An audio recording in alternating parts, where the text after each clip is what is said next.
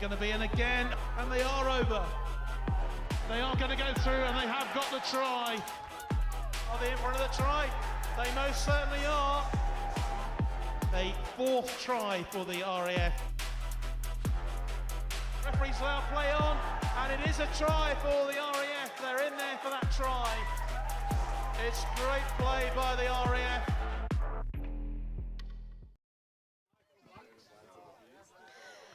Hello and good afternoon to a rather soggy north of England. We're up here in Leeds at Stanningley Rugby League Club, and the rain has abated just slightly, but it's just teasing us into a false sense of security because it has been constant rain here all morning, all afternoon, but we've already seen 2 games of rugby league on that pitch, and to be fair, it looks pretty good. It's not a mud bath yet, but welcome to Stanningley as we bring you the second round of the Tri-Nations tournament and the first week for the Royal Air Force to enter the tournament. New Zealand, the Royal Air Force of New Zealand against the Royal Air Force of Australia last week. That was a 32-12 win for the Australians, and that means that the RAF will face, well, the Kiwis, I say. I hope that's not offensive to anyone, Kiwis, Aussies, if I continue to introduce people like that, but it's just easier rather than the full names, which is also quite long. A delight to invite one of those lovely Aussies to this first half commentary. We've got Rob Rummery, who is the team manager of the, you can probably say it probably, Royal Australian Air Force, I think is the full title, Rob. Just, yeah, introduce us. Tell us where you're from. What do you do? G'day, Kath. How you going? Got a good day. That's yep. good. G'day. Yeah, it is the Royal Australian Air Force. So yeah, we've come over here with the side to compete in the Tri-Nations against the obviously the RAF and the RNZAF, and it's a really good tournament, and we're happy to be here. And you guys, I mean, rugby league in Australia is so huge, isn't it? And you had a really good win last week. Tell us about that, but also, given, I think you won the first tournament 2 years ago in New Zealand as well. Yeah, obviously it's our national sport. We had a really good camp leading into this. We had a week in Sydney preparing before we flew over. We had a bit of unfinished business after New Zealand with a loss in the last game. So we sort of come over here with a bit of a point to prove against the Kiwis, and the players got the job done. Yeah, completely different weather there down there in West London last weekend, but looking forward to next week at Cranwell as well, where you will face the RAF, regardless of what the score is here today, of course. Yeah, we're really interested to see what happens today. Hopefully it's a good game, and it's a bit of physicality, so the English guys are a bit worn out when they face us. Please welcome the teams from the Royal New Zealand Air Force and the Royal Air Force. It's not many people I struggle to talk over, but the PA announcer is quite loud and right next to us. So if he is talking, I will let him. But as he is, it's lovely actually. The two teams, Stanningley and the opposing team from the previous game, have created a sort of well, I suppose you call it a line there, a welcome line for the two teams, as we see the Royal Air Force, UK Royal Air Force, of course, and the New Zealand Air Force coming onto the pitch, and they will be clapped on with all the bells and whistles that we love to see. Pomp and ceremony at a military event, and yeah, good to see. And we'll go through the team sheets in a minute, but whilst we're talking about it, let's quickly got quick highlights from last week. We'll just jump to those as the teams come into the lineup.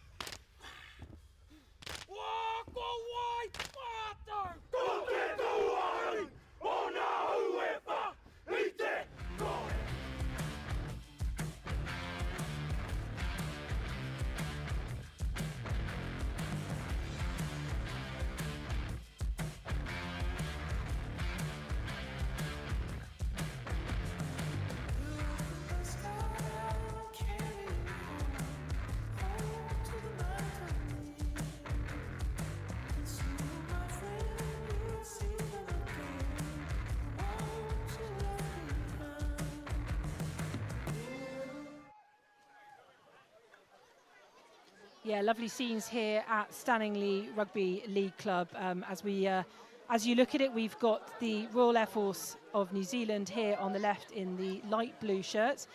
It might be slightly disconcerting me they're not in black. I know I'm just being a bit, probably a bit just going to rugby union there, but they are in the light blues, in the sort of aquamarine blue, and then we'll see the RAF in their lighter blue, but with a bit of claret on there as well. So we'll quickly go through the lineup. So I'm going to start with the Royal Air Force Rugby League as the home side, and I'll go from shirt numbers from the top.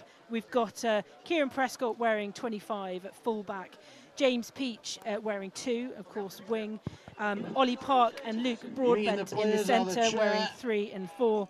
Then we've got Finn O'Brien on the wing, number 5. We've got Cam Lees wearing 7 and Josh Caldwell in 6. George Mosey in 8. Ewan Makinson in 9. Sam Roberts in 10. Harrison Ray in 11. And Tyler Richardson. Nath Barker, of course, captain at lock in number 13. And just an explanation, as if for those of you who don't watch a lot of Royal Air Force Rugby League, of course, Kieran Prescott wearing number 25 because the RAF have rested and retired the number 1 shirt in tribute to Scott Stevenson, who sadly lost his life years ago playing in a inter-services match. And if we just go over to the Royal New Zealand Air Force Rugby League as well, we've got Cameron Hansford in 1, Drew Manning wearing shirt number 22, Daniel Puffer in 4, Dougie Thompson in 3. We've got Jonty Brown in 5, Dante Henry at 5/8 in 6th. We've got Marshall Tepanier, probably got that wrong, at halfback, and he is the captain wearing 7, and Malu Falago in 8, Jack Corkery in 17, Arthur Tuafiso in 26, Mike Emerson in shirt 14, Luke Crookbane in 12, and Noah Gosling in shirt number 13 as the teams line up for the national anthems. And you'll have a little break from us here. We will, of course, have both national anthems of both sides as an international fixture here at Stanningley, and I'll just take my voice off comms a bit as we listen to the national anthems and just see how both teams are coping so far in this weather, but both looking up for it, and it'll be a great game, I'm sure, and in proper rugby conditions.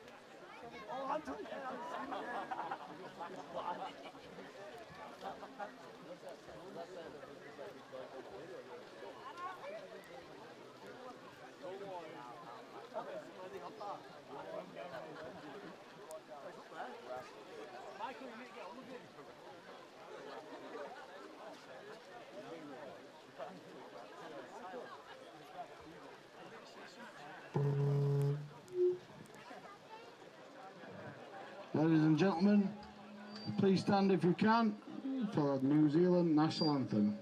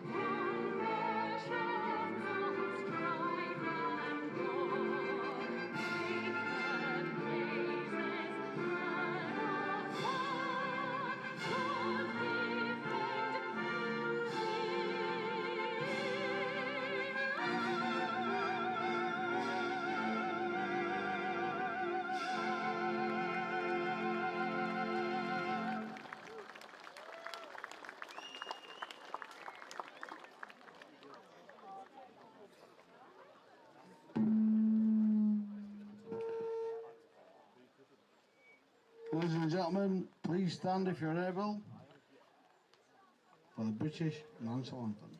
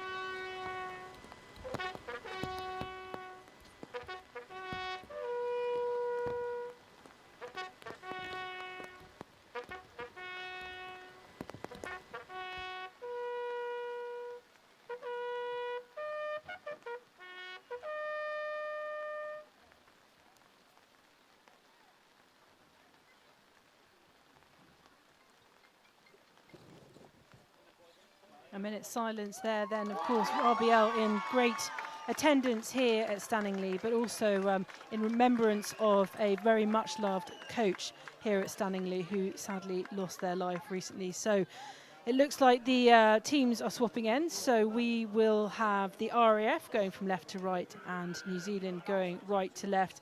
And of course, we're going to see the haka, or their version of Rob. I know it's a question we probably ask 1,000 times, and being Australian, you guys probably quite sick of it. But what is it like to face and what it's like? We saw it last week down in West London. What was it like for your team to face it at any level? It must be quite intimidating in a way. Yeah, it's definitely an honour to face the haka, and I can only speak for our boys. I know they get a bit of a buzz out of it, and it really pumps them up. it's a great thing to be a part of. So I think these English boys will enjoy the experience. Yeah, many teams sort of have that. They've probably discussed the way they're going to defend it in a way. You've got the UK boys there on the line, all unified as a team, and I guess that's just one. We've seen many different versions of how people are going to.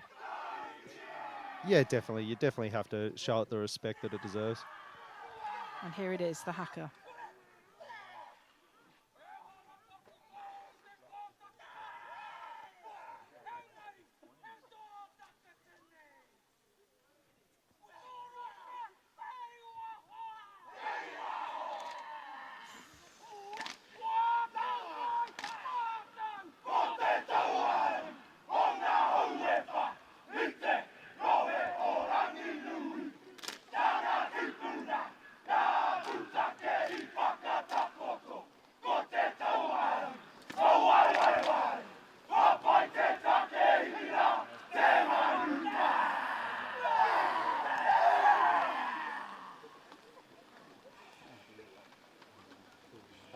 Oh yes, walking forward. Good to see.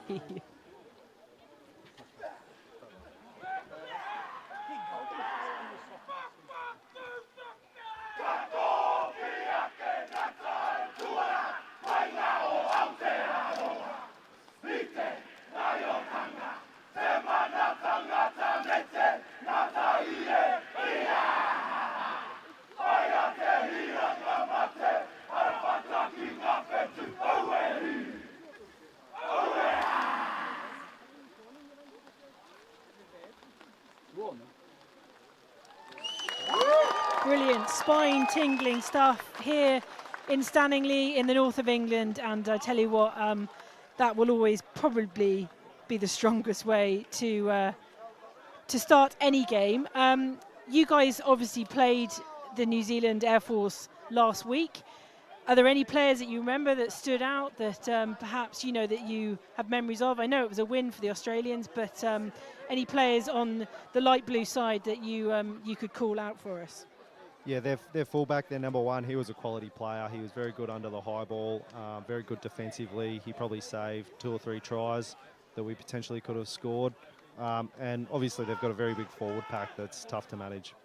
So that's Cameron Hansford, I think, at fullback, their number one. Such a crucial position, isn't it, in this game and across rugby league, wherever it's played? Yeah, definitely. I think a lot of sides will stack their fullback, obviously, with Prescott for the English fellas there. Such an important position, attack and defence. They sort of organise the whole defensive line there, so it's critical, really. And Rob Rummery, have you? Sorry, I surnamed you again just because I thought if they haven't been listening for like 15 minutes. Of course, is the team manager here for the Australian Air Force, and have you come through the ranks as a player, coach, and now sort of team manager? Have you done all the dirty business, and now you just get to watch? Yeah, I've done all 3 roles. I wasn't much chop of a player, so well, you would say that. Decided to move into coaching and management early. Great. So we've got kick-off here. It was a good start and a good kick deep there by New Zealand, but of course the RAF in possession at the moment. Thankfully the rain has abated a little bit, so we'll at least be able to tell the colours apart, because actually the Australian colour is quite similar, isn't it? It's a sort of more minty green. We wear a sky blue. Oh, okay. That was obviously one of the challenges with an Air Force tournament. Everybody wears blue.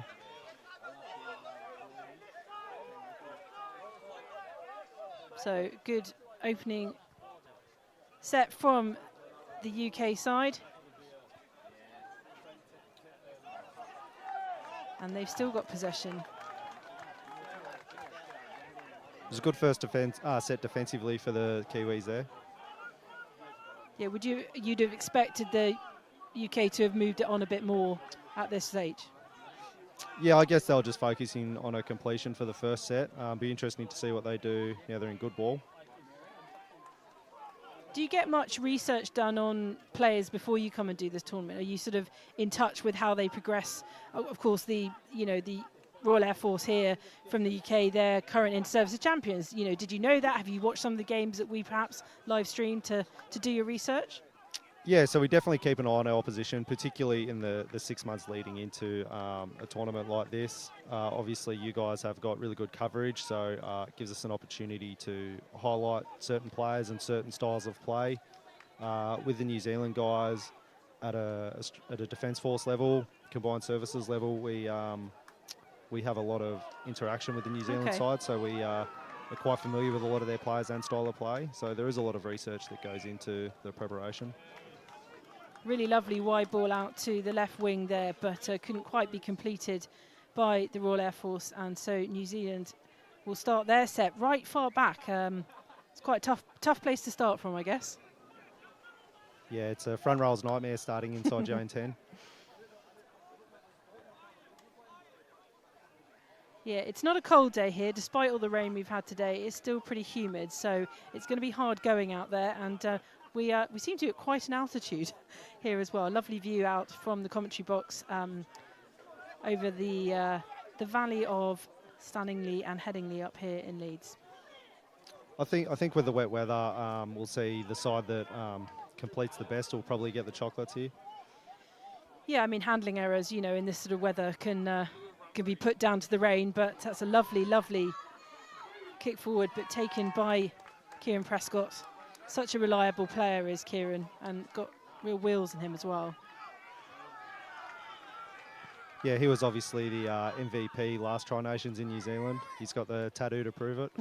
Nice. I didn't realise that. I know they've all got a lot of tattoos, but I haven't seen that one.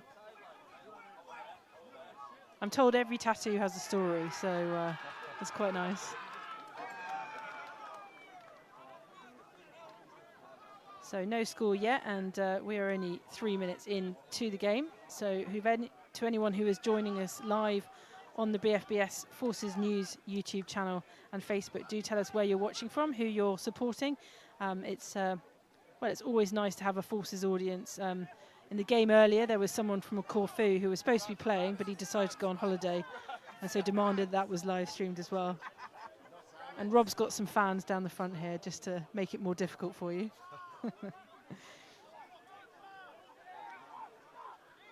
So New Zealand Air Force still in possession here in the lighter of the blues.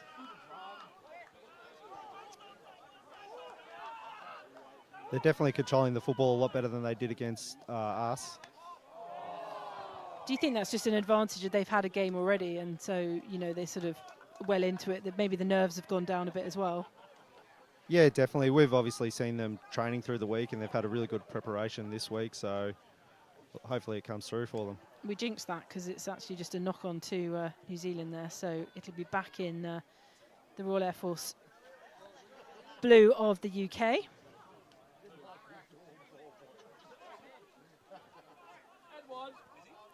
So have you taken in some culture on your tour? I mean, is anyone a first-timer to the UK? I think most of us are first timers. Nice. It was really good being based in London for the first week. Everybody got to do all the tourist stuff, and then enjoy the sights of Leeds yesterday. And did anyone make it to the Leeds-Salford game last night at Headingley? Yeah, most of the squad went there and had a look at that. It was good. We got a tour previously as he makes a line break here. It's a great break by that's Ollie Park in the centre.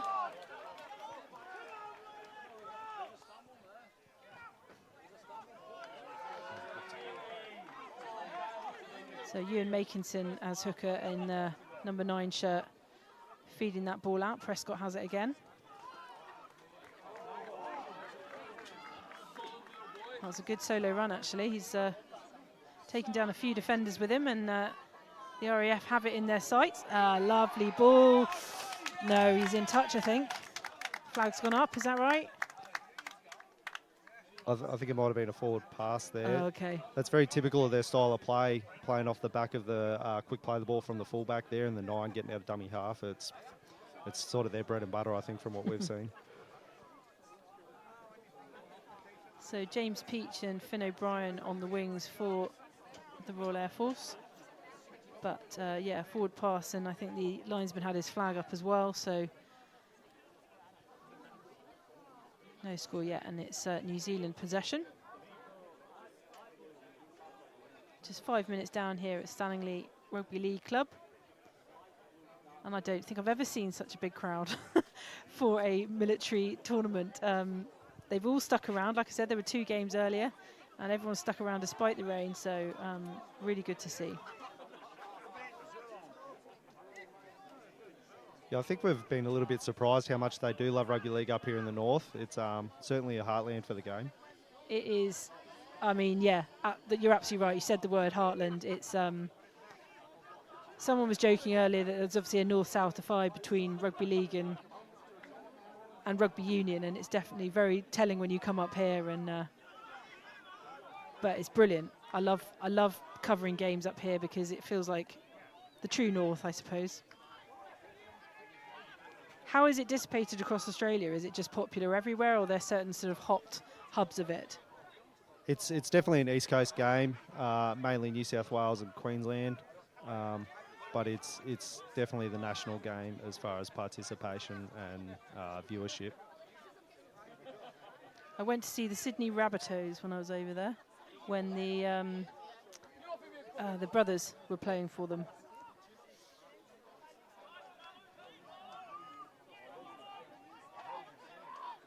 So already quite a few people watching on our Forces News YouTube channel, and of course the Facebook site as well. We've had a lot of good lucks come on RAF. We've had Kia Kara for New Zealand, and yeah, there's looks like we've got good international viewership here, so that's great. Caleb Mahu says, "Let's go, brothers." Tracy Vincent is watching from Yorkshire, UK, supporting the RAF, Nathan Barker's former club. Nath Barker, of course, is the captain of the Royal Air Force Rugby League. And as I mentioned, they are our inter-services champions currently, and their coach, James Hutchinson, who was a fantastic player in his day as well, and in his first seasons, he took them to inter-services glory. So well done to Hutch. As New Zealand bring it forward again.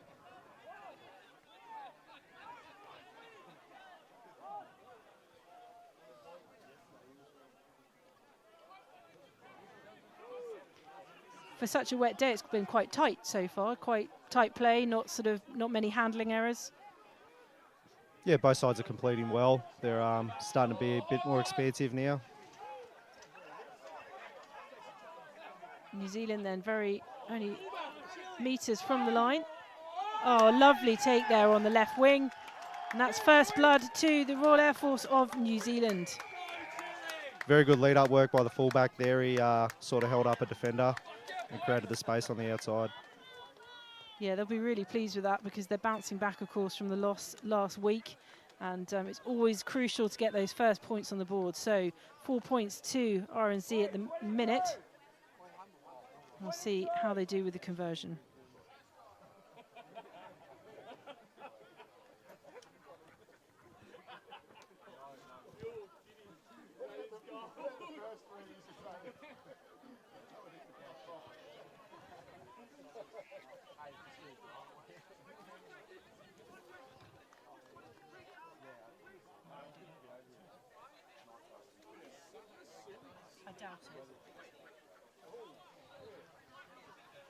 So a very tricky kick here from the left wing, and of course it will be Cameron Hansford, who fullback, who you said made pretty much an impression on last week. What was his kicking like?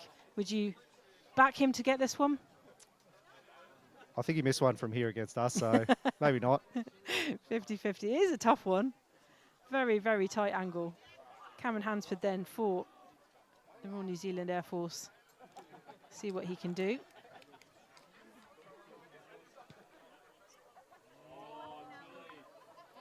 And that was just wide to the left. So it stays at 4-0 to New Zealand and first blood to the visitors. And they'll be G'd up by that, I'm sure. But I would say 50-50 so far. I mean, it's always good to get first score. But in terms of equality, they both look, this could be really a tight match, couldn't it? Yeah, it looks like a very competitive game. I think this set after points is always crucial to know how a team is performing. And what do I mean, I know it's only 4 points, but sometimes that can be really crucial in a tight game. Is it just heads up, lads, and just, go on as planned? Yeah, in a game like this, you definitely have to score next if you're behind on the scoreboard. As the game goes on, that points ahead really creates a bit of pressure. Yeah. A really flat kick there by the UK Royal Air Force. That's a huge carry there from New Zealand.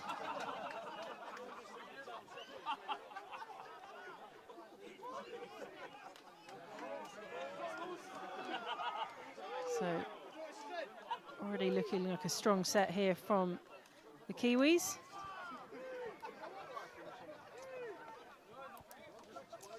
The English edge has a bit of an unusual defence shape with the halfback defending where the centre usually defends. I wonder why they're doing that. I don't know, you're the expert, Rob, so you're just making notes ahead of next week, you see. So this is a perfect viewing platform for you.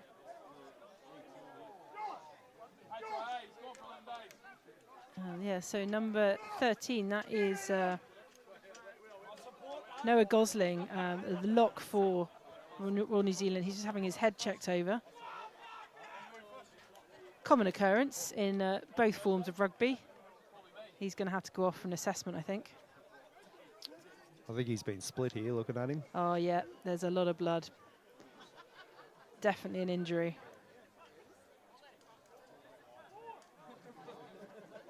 So he just needs to get himself patched up and he'll come back on. Yeah, provided he has no head injury symptoms. Oh, good timing. So Linda Gosling, mum and dad watching from New Zealand. Love you, son. I'm sorry you had to see those pictures of Noah Gosling, but he looks fine. He's just going to get himself patched up. But I'm sure as rugby league parents, they are used to it. It's brutal, I think, is the word I would use to describe it. So New Zealand still in possession as their man is being checked up here on the sidelines. But it's straight into the hands of... Yeah, Prescott with a break. You got to give him a flat line when you kick downtown. You can't give a broken line like that and let him get around you. And he's taking a while to get up as well. His body on the line stuff here at Stanningley. And as Rob said earlier, we are, of course, in the heartland of rugby league in this country. West London and Cranwell less so, so this is probably the highlight in a sense. So just Prescott getting checked here.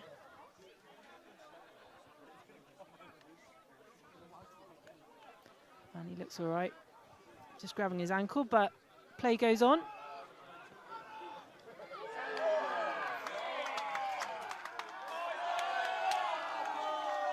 Oh. So the RAF, they're penalised. What was that for? I think it was for pass the horizontal or a lifting tackle. Oh gosh, okay. They're probably pretty hard done by there, I think. And that means they move, it's sort of, you move forward a few metres, don't you, for a penalty? Yeah, so you get the option for a tap and run, or you can kick for touch, which they've done here, and they can go upfield. Now they're in good ball, so we'll see what they can do with it. And my apologies, it was the New Zealanders who were penalised. I'm just seeing blue, that's the problem. So, advantage to the UK Air Force. Tyler Richardson with some big runs, but he was brought thumping down, back down to earth there. Yeah, that's a coach killer, that one. Your first real chance with good ball and you drop it. So possession back to the Sky Blues. Or New Zealand Air Force in possession, and definitely advantage New Zealand at the moment. It is, of course, 0-4 with just 13 minutes gone.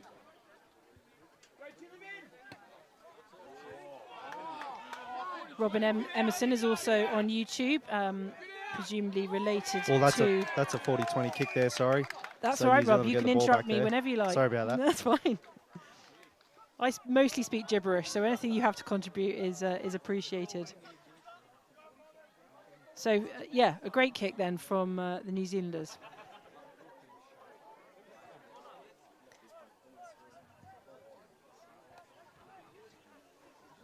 So, yeah, the Kiwis have given themselves massive advantage here with a huge kick.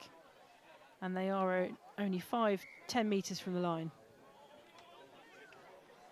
And that is Tuafaso, number 26, their prop, and he has made some meters. If I call him a tank, I hope he's not offended, but that's quite the push. And they're in at the post, but it's not quite down. A lot of Can't see very much there, can you? No, there was a lot of space out to the right there. Unfortunately, they dropped the ball. There was a try backing there, I think. Does it work the same as rugby unions? If you score against the post, then it's a try? Not in rugby league. You have to be okay. over the line. You see, I'm learning all the time.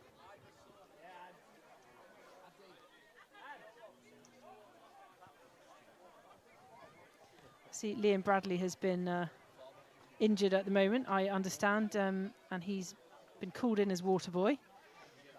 Still keen to to take part. So, it's, oh, another drop. And I talked about handling errors, and then there were 3 in a row.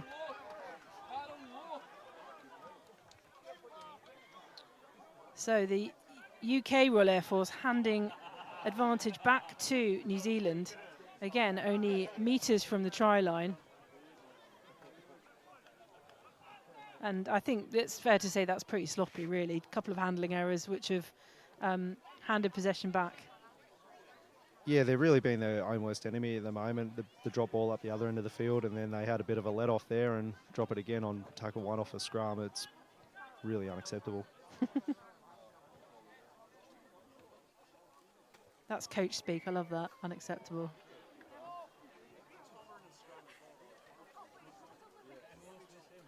The referee absolutely towered over by the majority of the players here. But it's a brave man who referees this game. So New Zealand again in possession. They've got a full set to play here. Into the hands of Dougie Thompson there. I think New Zealand have to start hitting the sweep runner here. They've hit the short runner a few times now on those block shapes, and the English defence is reading it well. Okay.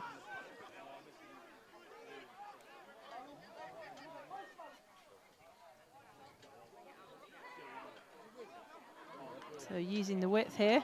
And they've got a couple of players over. This is danger Great again. ball by the fullback there. Oh, lovely try there from New Zealand. It's his second try assist now. He's really stepping up. Well, they are really taking hold of this game. There'll be another tricky kick there for Hansford over on the right wing. But, yeah, New Zealand have certainly bounced back from last week's game, and they have taken this ball by its this game, sorry, by its horns, and it is 8-0 to the visitors. And I suspect the UK team are not quite in crisis mode yet, but they'll have quite a lot to say to each other, because, quite honestly, it was a couple of handling errors that led to those tries. And New Zealand fully deserving it.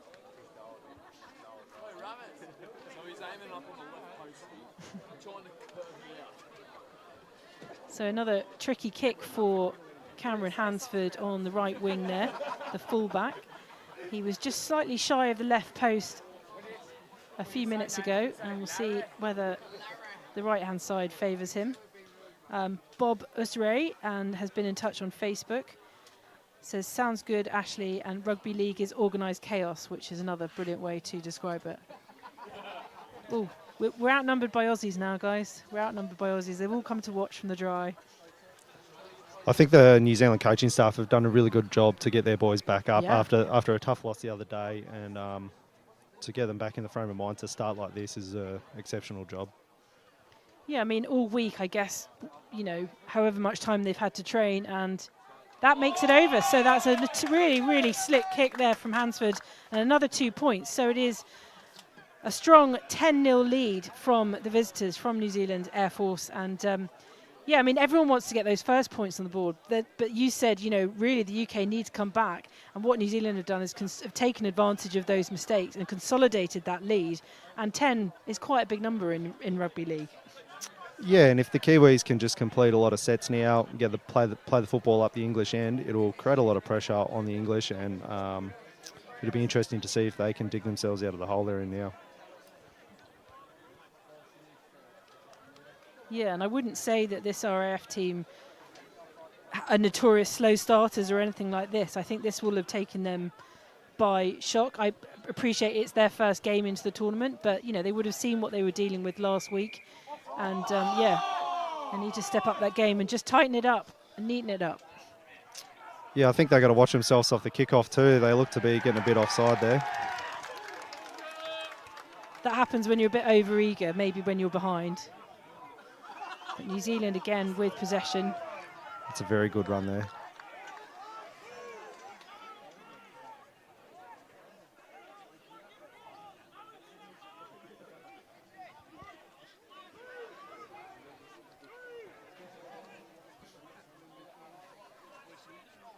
And they've obviously got the legs. They've obviously got the kicking ability, as we saw from a few minutes ago, which gave them the advantage just ahead of that second try. And New Zealand lead 10-0 here at Stanningley.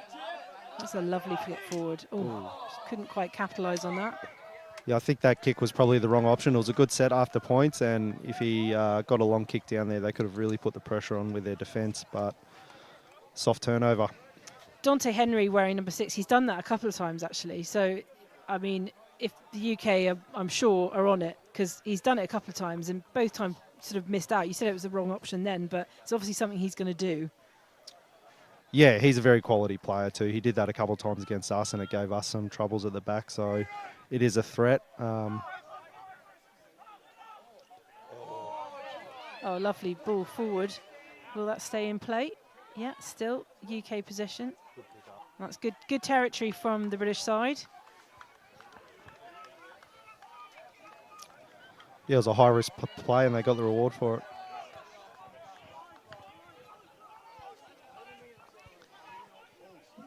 The Royal Air Force then, the British Royal Air Force, probably in the best position they've had so far. If they can keep it neat, keep it tidy, use their numbers, lovely. Very, very good hole there. Good try. Brilliant try. That's Nath Barker, the captain, who made that scything run through. And you'll be glad to know that Rob is making notes ahead of next week's game, of course, which is at RAF Cranwell. Also lies on, also live. It was 13, yeah, that is Nath Barker, who is the Royal Air Force captain, playing lock. And yeah, lovely scything run there. So we'll see what they can do, but bit of an easier kick. But there we go, that's their reply to 2 New Zealand tries. A very quick one from the Royal Air Force. Yeah, they definitely punished New Zealand for the poor end to the last set. And it will be Josh Caldwell in the number 6 shirt, playing halfback. He'll taking on kicking duties here. Slightly easier kick from not so close to the try line, not so close to the touch line, but see what he can do with the kicking tee here. So 4 points to the British RAF, and so it is 10-4. And we'll see whether Josh can add another 2 here. Rachel Robertson, who is a rugby league player herself and referee. She's watching in the dry at home. Says, come on, RAF lads, let's up the discipline, as he misses left of the post there. So no extra score for the RAF, and it remains 10-4, or 4-10 if we are talking about the RAF being the home side.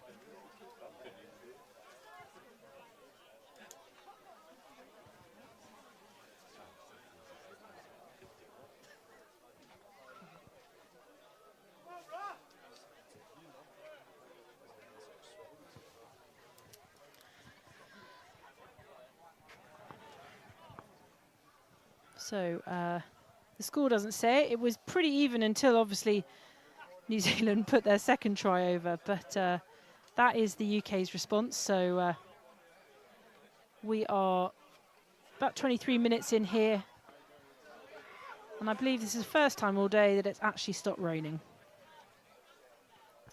Should you need a weather report as well.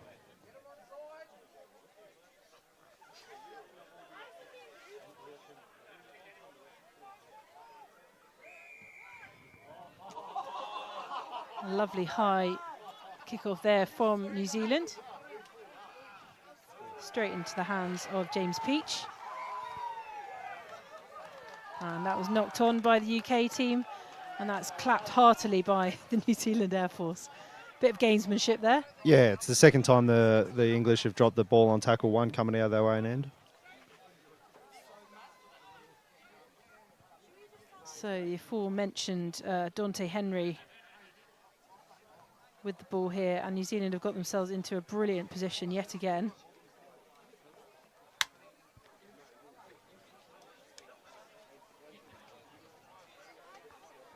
And if shirt numbers are to be believed, I think Royal New Zealand have made a change. Has Tavita Paloka come on? We'll have a look in a minute, but they are in possession and making the ground.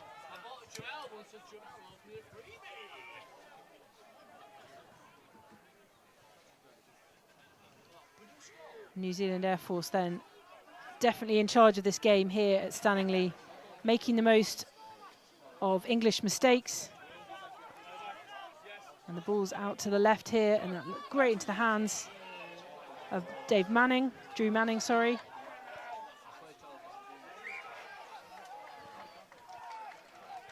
And the UK are pleased with themselves. They got him into touch. Yeah, they were wise to at that time. That's the 3rd time the Kiwis have run that play.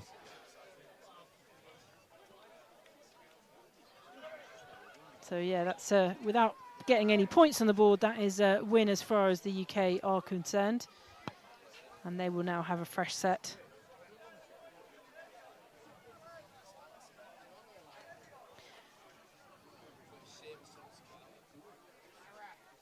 But it remains 4-10 here in advantage New Zealand.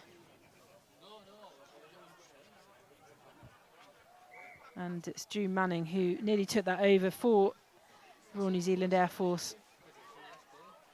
But the UK Royal Air Force dealt with that.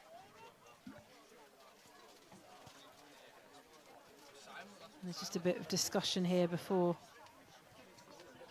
I think we've got another blood injury to a UK player here in the corner. Oh, there's a bit of a delay at the minute. So I'll have a look on YouTube and see who tuning in.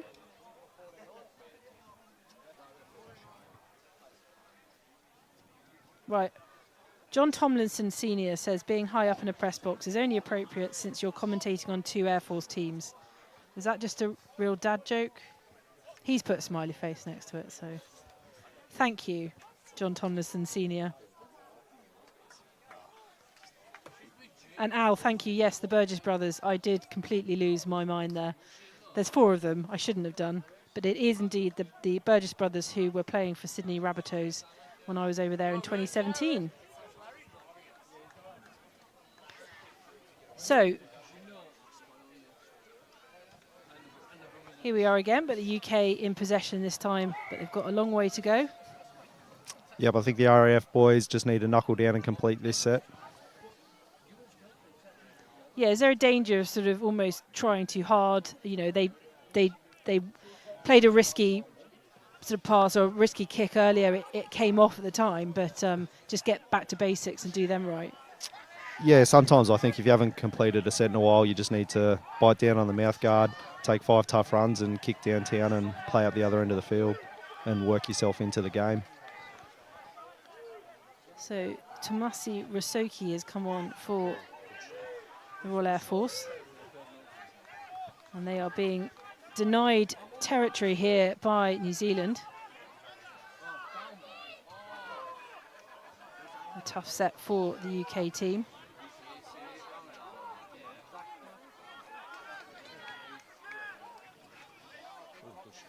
Sam Roberts there, big Sam Roberts, but didn't many metres.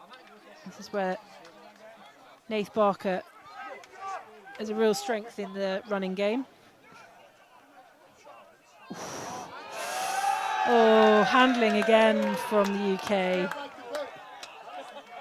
I think that's 4 sets in a row that they haven't managed to complete it, and it's just killing them. Oh, but he took it.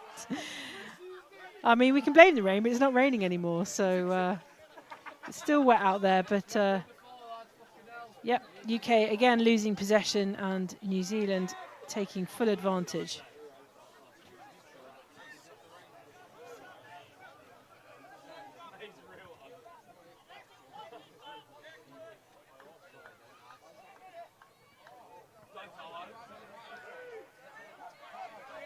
More meterage there for the Kiwis.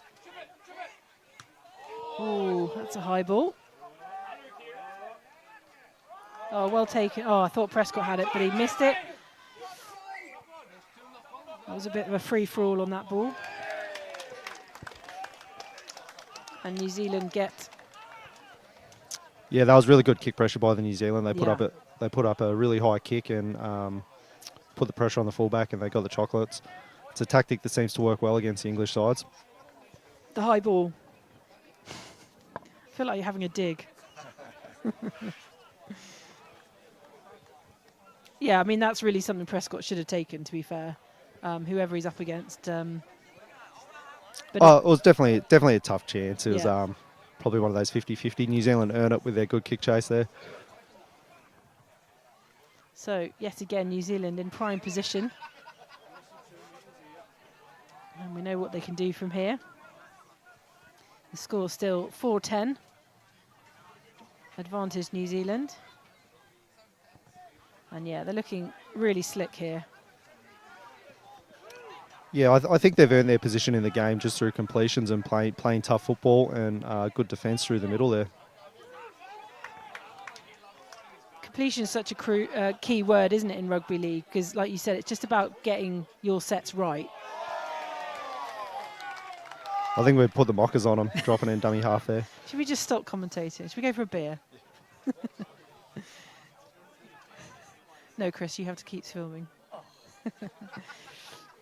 Chris Giles on camera, of course, and the ever-handy Scott Richmond helping out here as Chief Tech. Even in rain, we will bring you sport.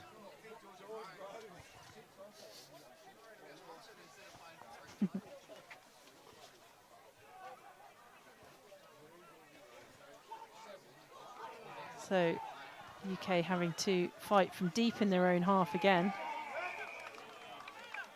And they win the ball. Yeah, he earned that penalty by finding his front there.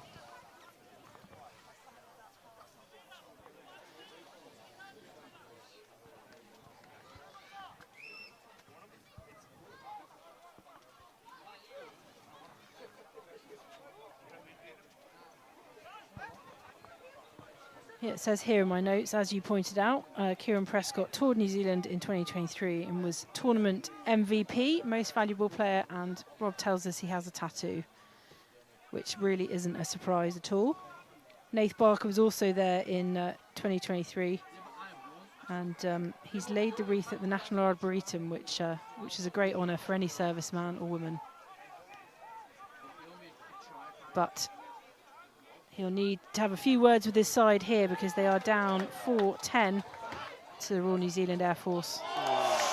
Tip tackle. Everyone's friends, that's good to see. Little bit of ill discipline by New Zealand here, piggybacking the English side up the other end of the field. They'll want to hold on here coming into half time and hopefully hold their lead if they want to win this game. Yeah, we've got 10 minutes till half time, but oh, that one's gone to the trees. Don't know if we'll find that ball again. So it's a lovely ground here. I mean, we've got a beautiful view of some northern valleys.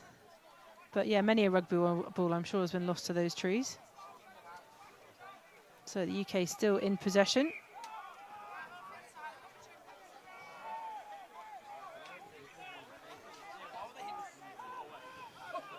And as Rob has said a couple of times already, they just need to complete their sets and stay disciplined.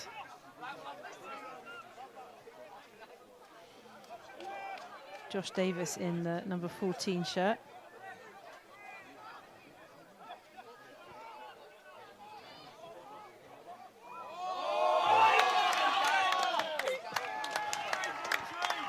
Really good defence by the New Zealand side there. A lot of line speed and a lot of pressure on their defenders, on their attackers, sorry, and force the error.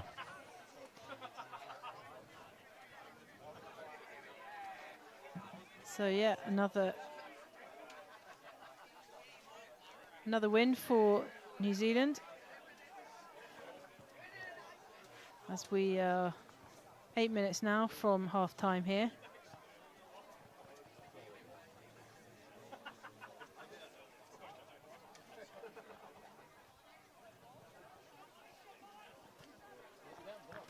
And yeah, any side would want to be up at half-time, but if they can score again, of course, that will give them a massive advantage. And it will be a mountain to climb for the Royal Air Force to come back from.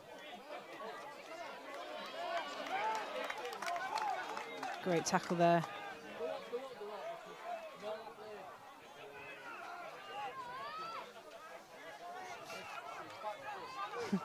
Good hands from New Zealand, but they haven't moved forward much. Oh, good defence from the Royal Air Force there.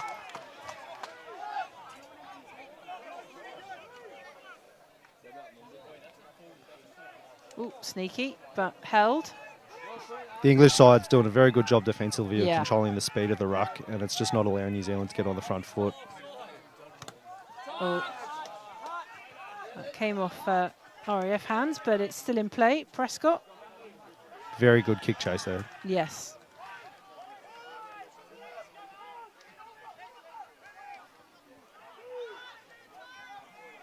Finn O'Brien with the ball there.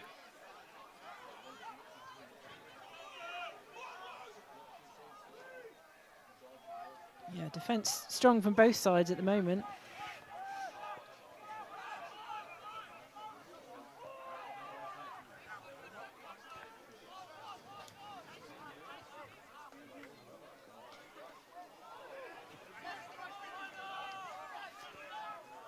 And no one giving up quarter as we come close to half-time. That's set over for the UK side.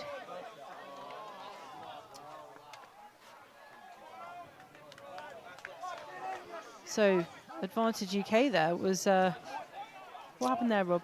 I think it was a late tackle on the kicker. Okay. So, New Zealand penalised, and the RAF possibly with one of their best positions of the game. Cam Lees to start off, goes out to Connor Roberts.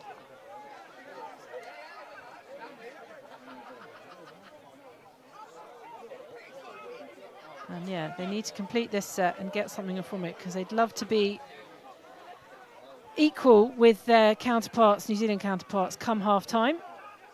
So let's see what the UK Royal Air Force can do. Out to the wing.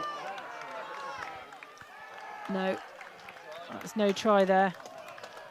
Very good scramble defence by the New Zealand side there. Brilliant. Taking the quick 20-metre tap here.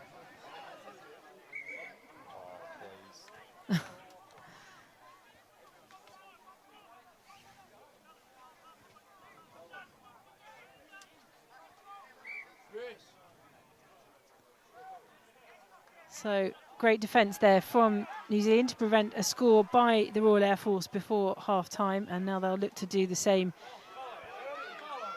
to add insult to injury on top of the 10 points they already have. And they've definitely looked the neater and tidier and more disciplined side so far.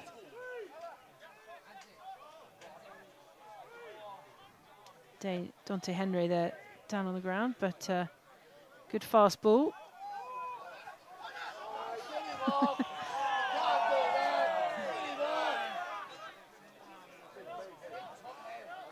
Oh, good line, but New Zealand seem to be throwing a lot of traffic back at the ruck, and it's not really doing them too many favours. I'd like to see them try under the back line a little bit and see how they go.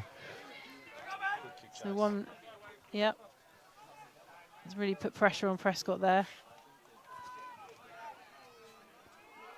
But it is the Royal Air Force, the home team. 6 points down here, but in possession. And we've got just under 4 minutes before half-time.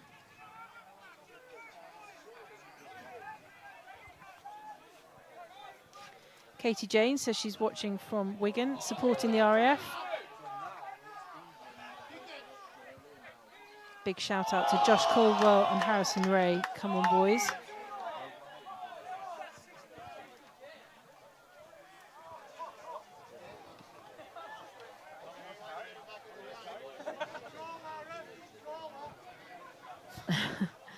And all sorts of signals there from the ref, but it's back in Royal Air Force possession.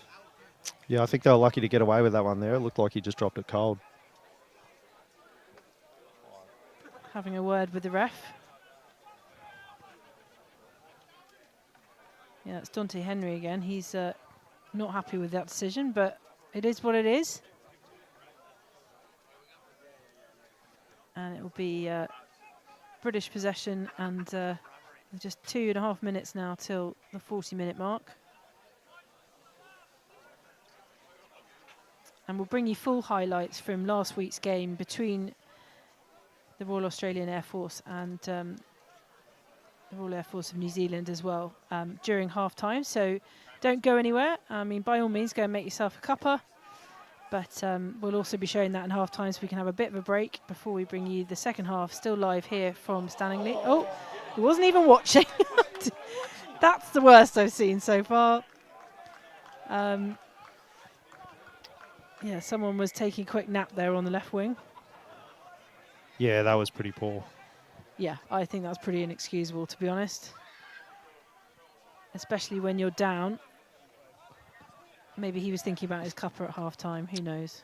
Yeah, I think it just shows the intent of where they're at in the game. They're not prepared to do the hard yards coming out of their own end and just looking for easy options out.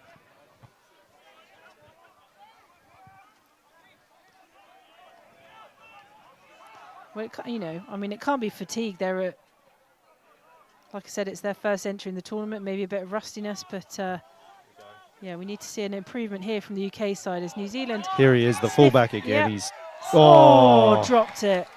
He did all the good stuff there. He's so close. He's causing them some troubles on that left edge.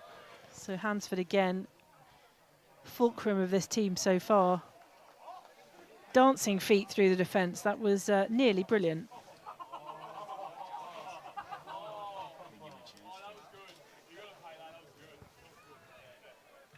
So just seconds now from half-time, and it is advantage New Zealand. They still have 10, and the Royal Air Force with just 4.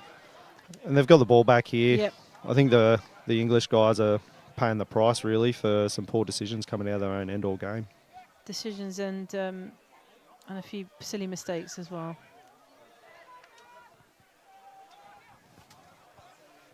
So the boys in Aquamarine trying to look for their third score of the game.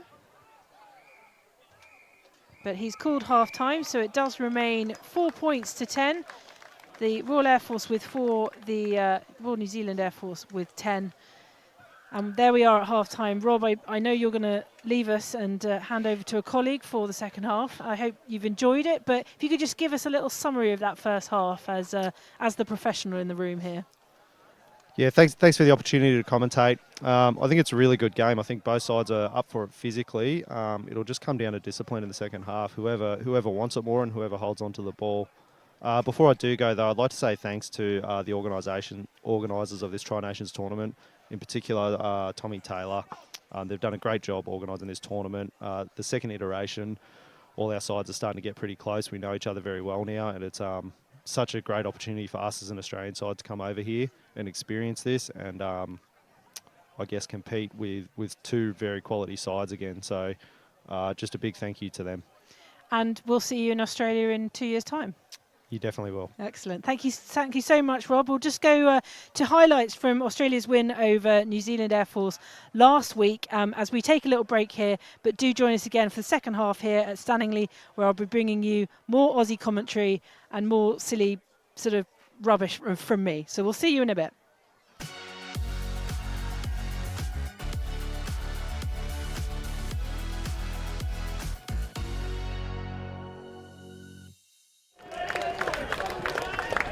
Kicking off the 2025 Tri-Nations Championship in style. A Down Under derby was always going to be a spectacle, and the traditional haka from the Kiwis was evidence of that.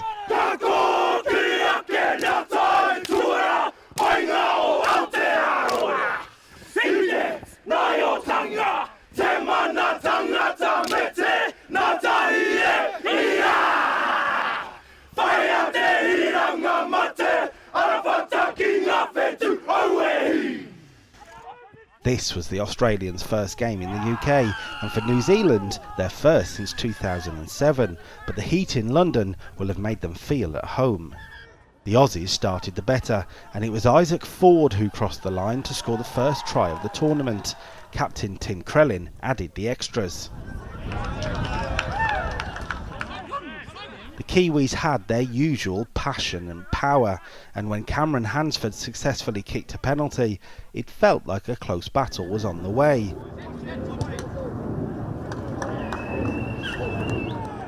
But a superb Australian first half saw them put themselves in pole position.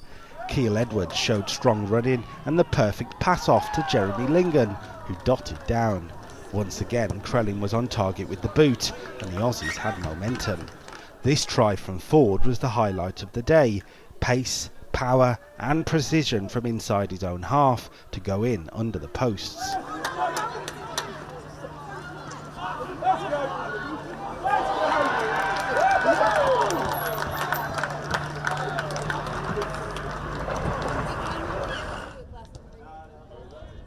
Krellin was unwavering with the kicking. His conversion and later penalty made it 22 to the Australians at half-time. A response was needed for New Zealand. Dougie Thompson started the second half with just that, for an unconverted try.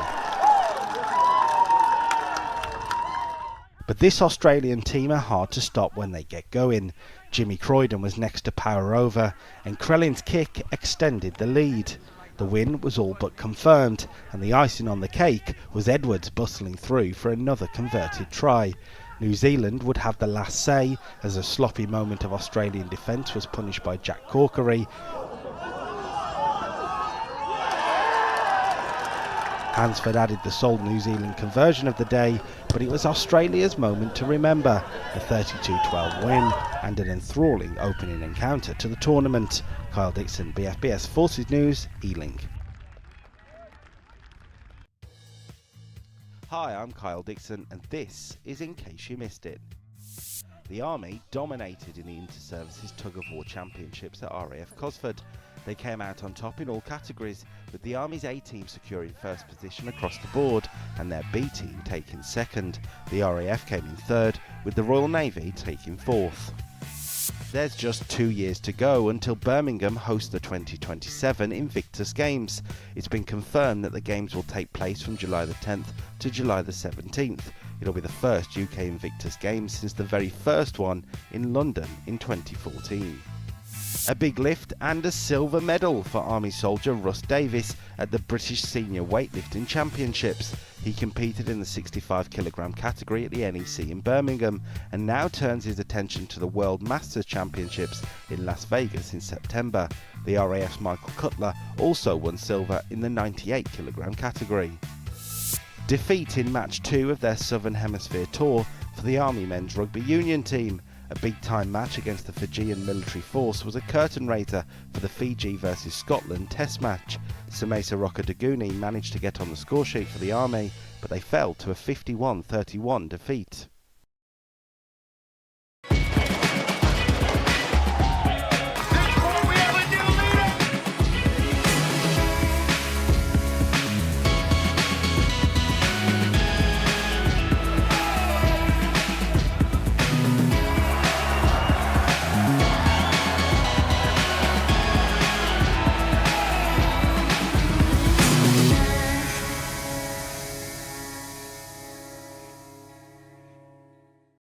For these sailors, it doesn't get much bigger than this.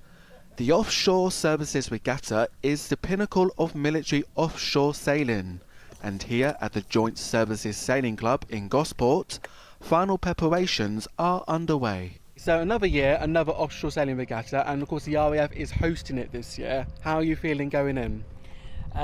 Yeah, it's going to be a good year this year. I'm happy with the crew we've got. We've pulled a good crew together. So yeah, and the boat's in good order this year. We're not running around doing lots of last minute prep. So yeah, I think we're in a good position going forwards. Of course, we can see up on your mast that the Royal Navy Sailing Association is celebrating its 90th year this year.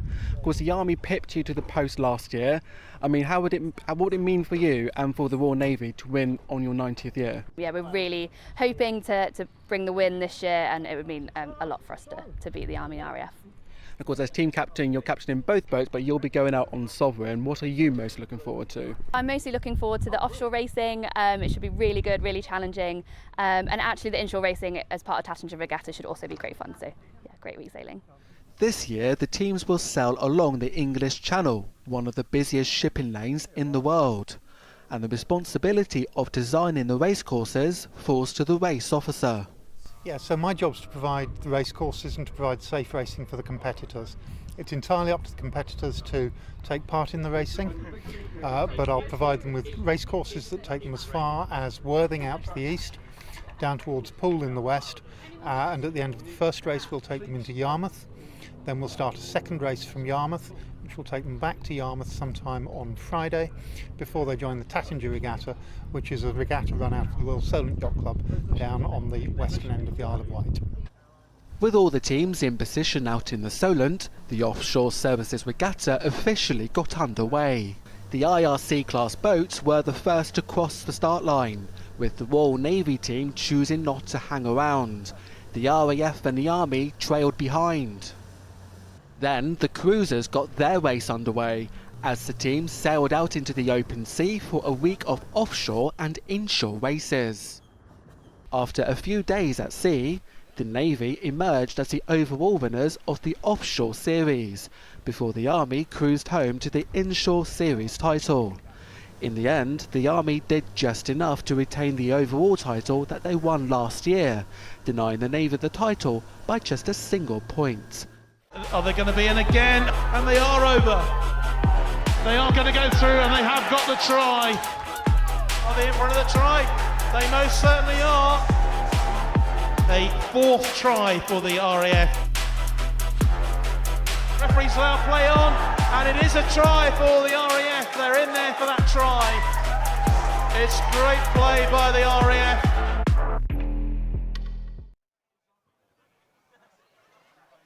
Welcome back to Stanningley for the second half of this Royal Air Force against Royal New Zealand Air Force as well. And you've just seen, of course, a promo for the final game, which will be on Thursday at Cranwell. Another 4:30 kickoff, and that will see the Royal Australian Air Force up against the Royal Air Force. And regardless of the result of this game, that could either be a final or it could be another chance for Australia to dominate as we take the kickoff. And I just want to, we've got a different commentator here.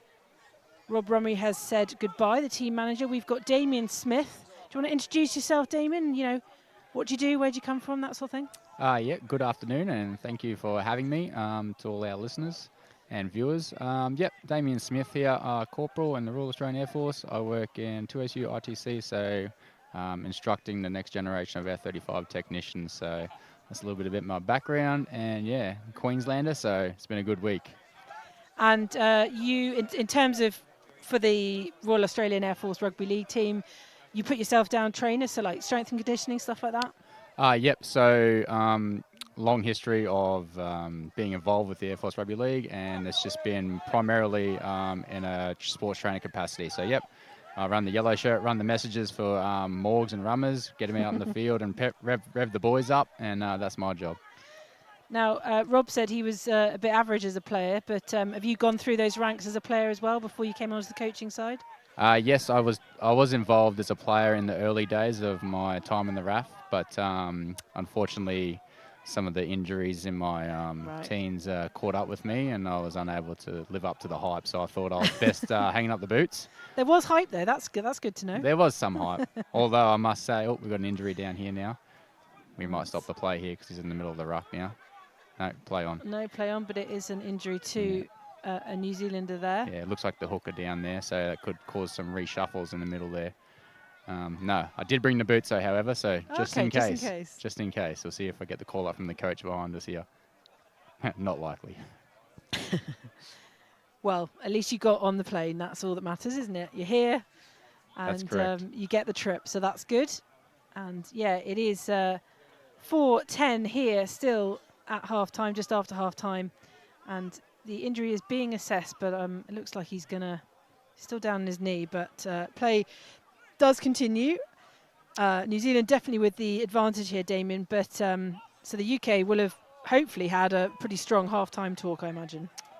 Yeah, I think, when you are behind, you just want that chance to come off and reset. So they'll definitely take away some key points, obviously, from the coaching staff at half-time, and they'll obviously look to have a solid, fast start in the second half. New Zealand have got some incredible big runners who seem to have weight and sort of, power and legs behind them, so that's been quite crucial in this game for them. Yeah, if you look closer, you'll probably see a lot of it is the rugby union background boys. Okay. They got that sort of, they're up on the advantage line as with you are on the rugby union, and they have a lot of leg drive. They get low in their drive, so they've definitely got the size, and they've got that leg speed. Oh, sorry, not leg speed. They got leg power through the middle, so that's it's probably helped them early on. They've had to get numbers in tackles, the English or the Brits. And then they've had to, compress their defence a little bit. And then that's where the Kiwis have got them on the edges. They've shifted it out and they've scored on the corners. So there's definitely, you can see that tactic of turning it back under, bringing players back on the inside up through the ruck, trying to compress that defence, and then they're shifting on the edges, and that's where they've got their success. So seems to be their ploy going forward. Do you have much crossover between rugby league and rugby union in Australia? Because we don't have it so much in the military here. There's been a couple of maybe Fijians who can just, do the magic and the flair in both, but we don't have a huge amount of crossover in the men's game, the men's military game. What about in Australia? There's not a whole heap. There is a couple, but in general, we'll stick to one code. Stick to our code, because getting released is one hard thing. Anyway. So we'll getting take what we released can for all get. games. Yes. Yeah. Yeah, one being a winter sport, one being a summer sport. So the Royal Air Force back in possession here, and they will do anything for a score, I'm sure, at the minute. But they need to be neater and tidier than they were in the first half, because many of their mistakes not only cost them, but led to a score by New Zealand. And a reminder that it is 4-10, the RAF being the home team here. And yeah, they just need to tidy things up as the ball goes into the hands of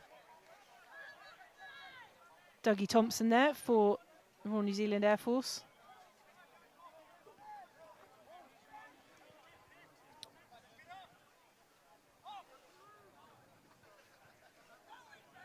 Yeah, good kick chase there on that one. Now they're going to D up solid here. The outside backs for the Kiwis are coming in to help out their forwards. So hopefully they'll lay a bit of a platform for an early kick, and we'll just get into that grind back and forward here, and we'll try and build some fatigue into the game through completed sets, I think. Yeah, I mean, the defence has been pretty strong from both sides. Those sort of tries were kind of, breakthroughs of that defence, but actually that's not been a failing on either side, but just silly mistakes in attack, I think. As Prescott, lovely under pressure, takes the ball there for the Royal Air Force. Yeah, saw that penalty coming with the flop there. Okay. Yeah. Explain that one for us, Damien. So the fullback there, Prescott's taken the ball. He's been tackled in the first instance by the first defender, and then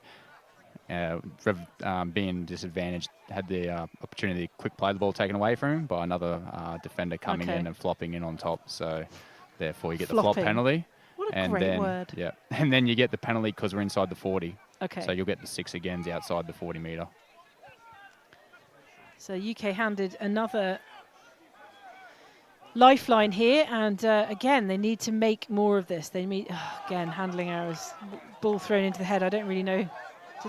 Looks like it didn't go forward, so the RAF said play, umpire said play on. You got to go with the ref on that one. Yep. Oh, nice run in there. Ewan Makinson with the ball.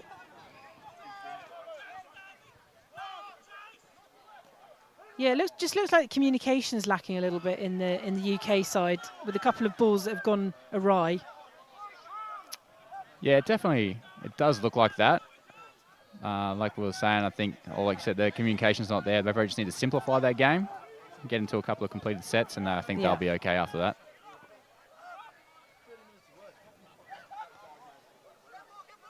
So this looks hopeful for the Royal Air Force side. Not the best end to a set. You'd hope to get a high kick in the corner. However, you are down in the opposition's, inside their 30, almost on their 20, so could be worse. So fresh set then for the Royal New Zealand Air Force. Playing here in a light blue, but it's back in possession of the UK side. That happened so quickly, I didn't know what happened. Nah, so that...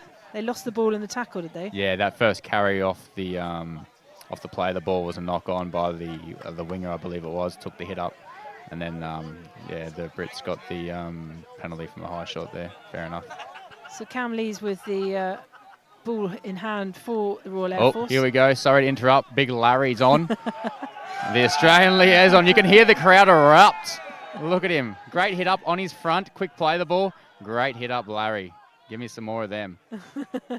So he's popular across all three teams. That's good to know. But there's another handling error from the Brits there.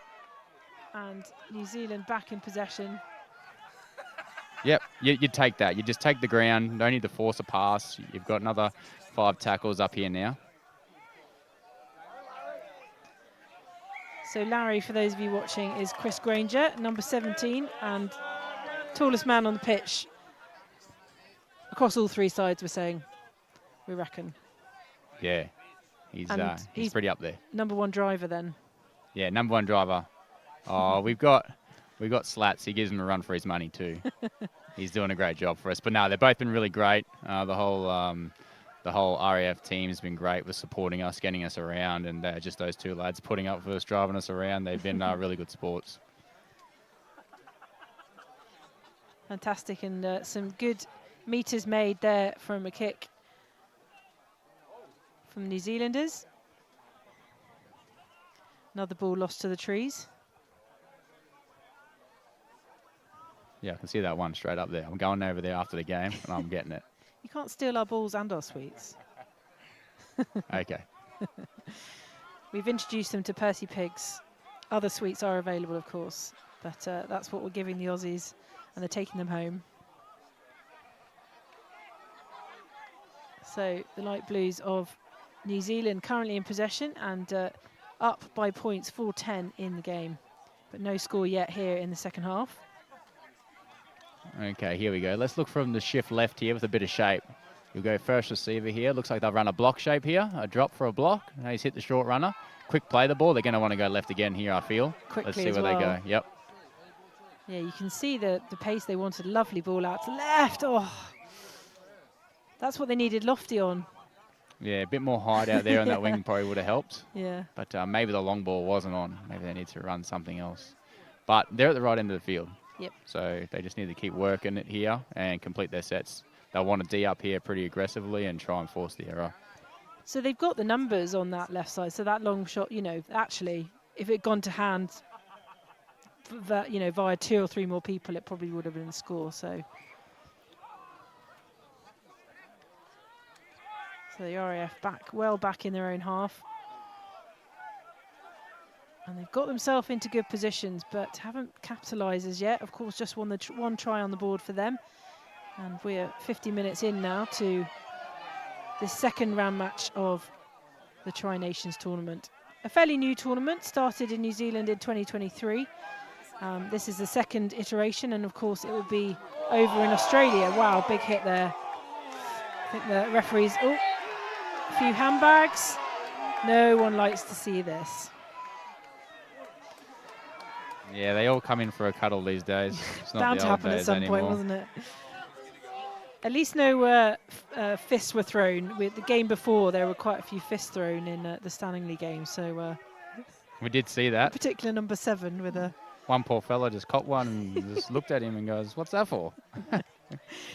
But yeah, passions do boil over in most sports. So, but I think that was, like you said, just cuddling rather than any fist thrown at any point. Yeah, there probably wasn't much in it. It's one of those ones that looks a bit more dramatic than what it was. And I think the ooh was from the crowd rather than the players, wasn't it? Yeah. No, I think, like you said, there's no punches out there. Nah. It's there's really good camaraderie between all the teams, and like I said, the RAF boys helping us out in country. But I tell you what, the New Zealand boys, they helped us out. They got us over here. So without them, good. this wouldn't have gone ahead. Okay. No. They really looked after us Aussies. They got us over here. We jumped on the plane with them. They got us all the way here. They looked after us on the way through with all the accommodation. They'll be doing the same on the way back. So that's, yeah, without them, this, you know, that's as big part of us being here as them. So that's very good international relations. Yeah, isn't 100%. Very and that's good. what rugby league's all about too. Oh, you there know, you go. that's why we play the sport. We love it. It's the greatest game of all, as they say. And now you're in the heartland of, as Rob called it, and he's absolutely right. Yeah, this part of the world lives and breathes rugby league.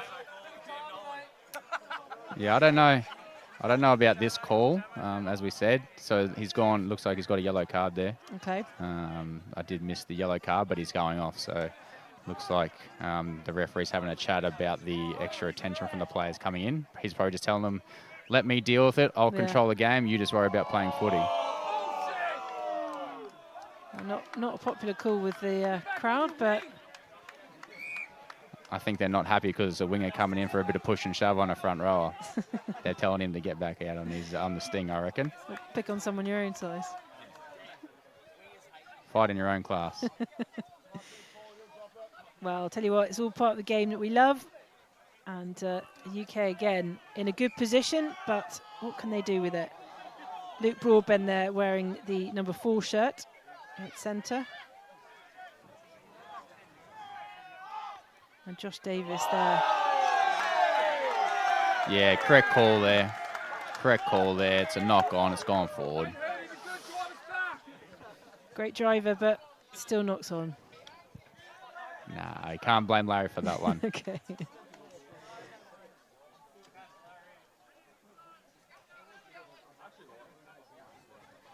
Hasn't been a whole heap of flow here. No. There's been, it's been quite stoppy starts. So, yeah, I think for New Zealand that's probably a little bit advantageous. Probably a little bit of the bigger pack, even though conditions aren't hot. But I think the English really want to just, they're probably getting a bit frustrated, so they want to start completing some sets and get into a bit of flow. Yeah, I mean, they're not able to flow because they keep making mistakes, which disrupts that, doesn't it? So, yeah, New Zealand back again with the advantage, but no score yet in this second half. It's still 4-10 advantage to the Kiwis. And really, the Royal Air Force kind of only have themselves to blame. They have faced a really strong defence from the Kiwis, but they've made many mistakes, and I think they'll live to regret those, regardless of the score here. There's an error coming out of their own half here. Okay, now English want to here. They want to capitalise. Doesn't mean scoring. It just means getting down here, running a good set. And completing it. Completing it. Yeah. Let's just complete. Let's start with a completed set, and that'll build some confidence. Yeah, that word completion is so key. And I think everyone's still having a conversation with the ref. I admire anyone who referees any sport, to be quite honest. Well, I'll tell you firsthand, it's not easy. Because Okay, you're never right according to the players. No, of course you're not. And they'll try and change your mind, even though you've already made a decision. They'll try and argue, and you just, sorry, fellas or ladies. Prescott with a good carry there. He's kept the ball.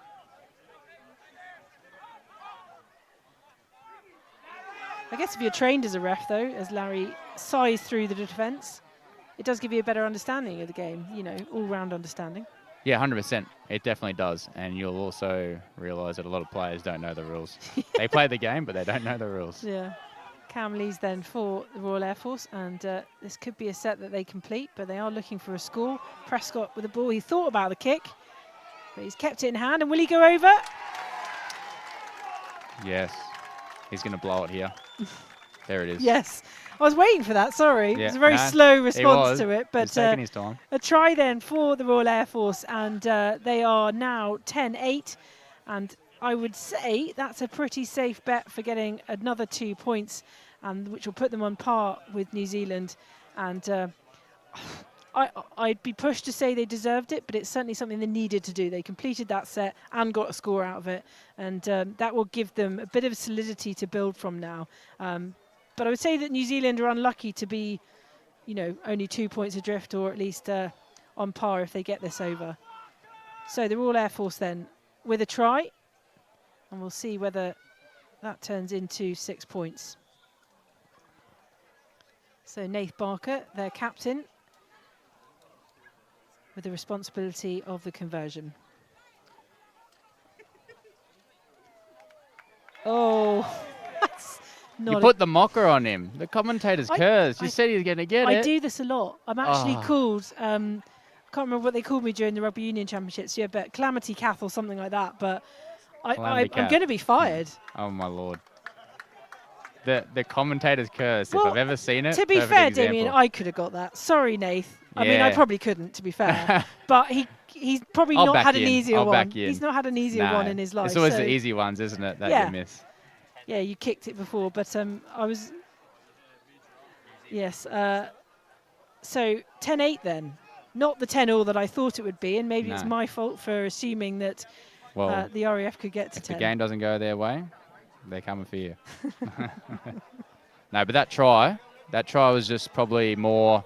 It was simple play. It was probably their most dangerous player. Yeah. And he's very much got that ability to break tackles and rebound, and he's quite light on his feet and he's quick.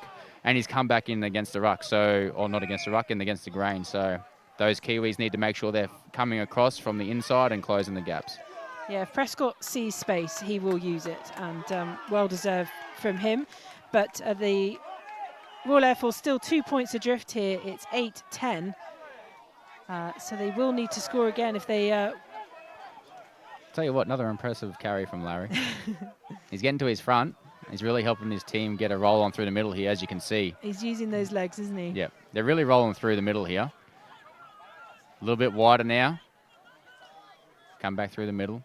The Royal Air Force would have just got confidence from that, regardless of still being 2 points down. They just needed the boost. Yeah, needed the boost. But we all know what New Zealand can do. Oh, lovely side through the middle there. Tyler Richardson with the ball. And back to Prescott. Oh, that was...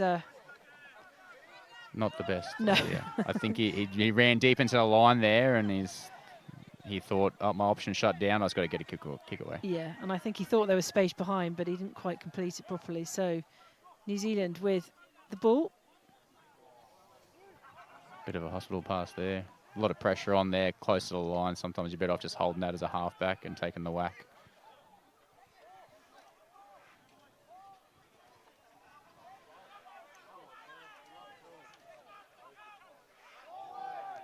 Yeah, the curse of Cath is well known amongst the Inter-Services Rugby Union fraternity, because it just seems that whenever I go and do a coach in-play interview, the other side scores. And it happened 3 times this year, so... And now it's across on Rugby League as well, so... Perhaps I should just be T-girl for the rest of my life. No. That's all right. You got to add some excitement to it.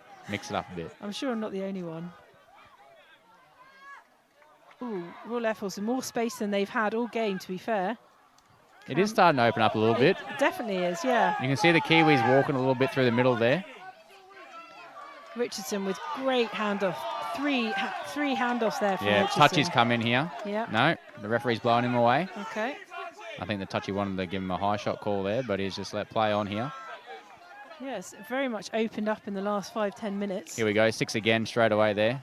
6 more here on the attack. Oh, lovely line there. Short ball. Great.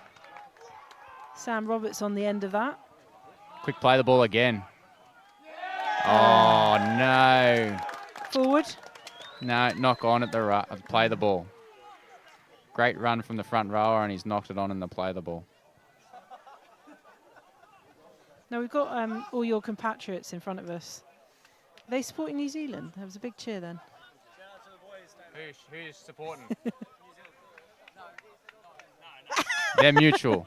They're mutual. They're supportive of everyone. They're just going to cheer everything. They're supportive of a great game of rugby league. They love rugby league, and they just want a great contest. Nah, the boys here just having a great time. Yeah, it's great. Got the win in game 1, so gave us the long turnaround. Time to get the boys rested up and enjoy their time in Leeds last night. Yeah, so just to explain that for our viewers, the first game was obviously between New Zealand Air Force and the Australian Air Force.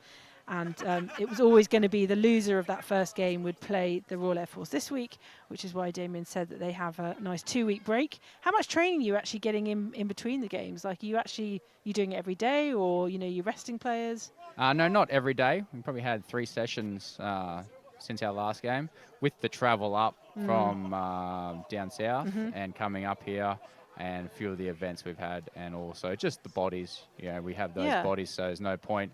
We've got a little bit of time. But yeah, as the coaching staff here, they're really, the last couple of days, we've started to get that mindset back in for the final game and really build up now from here. So the boys had a good night last night in Leeds. Yeah. Oh, here we go. Larry's come off. The crowd have erupted. Good stint from the big fella. But no, the Aussies will be getting back into it tomorrow. It'll be full steam ahead. So a few substitutions made for the Royal Air Force, as New Zealand will try and dig it out from their own half. And it's 8-10 here at Stanningley. Nath Barker unfortunately missing the 2 points that would have brought them level with their New Zealand counterparts, but we've still got a good 20 minutes left here at Stanningley Rugby League Club, which, I mean, I know we're in the heartland, but attendance today has been brilliant, and everyone's stuck around from the 2 earlier local games that they had, and the RBL have got a tent here, and yeah, everyone's staying to support, so Absolutely love it. The crowd here is it's great, isn't it? It's definitely takes us back to bush footy in Australia, where it's real community based. It's great. Yeah, I mean, rugby league clubs in Australia they're like on every corner almost, aren't they? It's just brilliant. And they're real social occasions. Like that's where people spend their nights out and stuff like that. 100%. You go there for the under 18s or the women's and your reserve grade, your A grade, and then you're out night at the club with them. So it's definitely a family affair, and you really get close with everyone in the community. That kick pressure there, that's what New Zealand needs to do. There's no point kicking it down to them, not having a good kick chase, letting them catch it, and then have no competition. You've either got to be competing for the ball, or you've got to be putting that kick pressure on them, so you're making that tackle as soon as they catch it. So having said that, now they're in 30 metres out. Great attacking position. Let's see what they've got.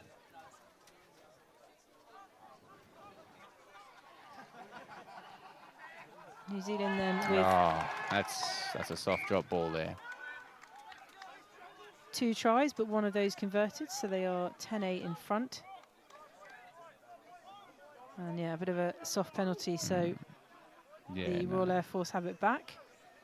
Not a great play there. There was nothing wrong with the play that they ran or the shape they ran, but just dropped it cold. It was, and nothing against the little halfback, but you know, you wouldn't expect a halfback to force an error like that out of a back rower. So probably be kicking himself here. He might want to try and make up for it.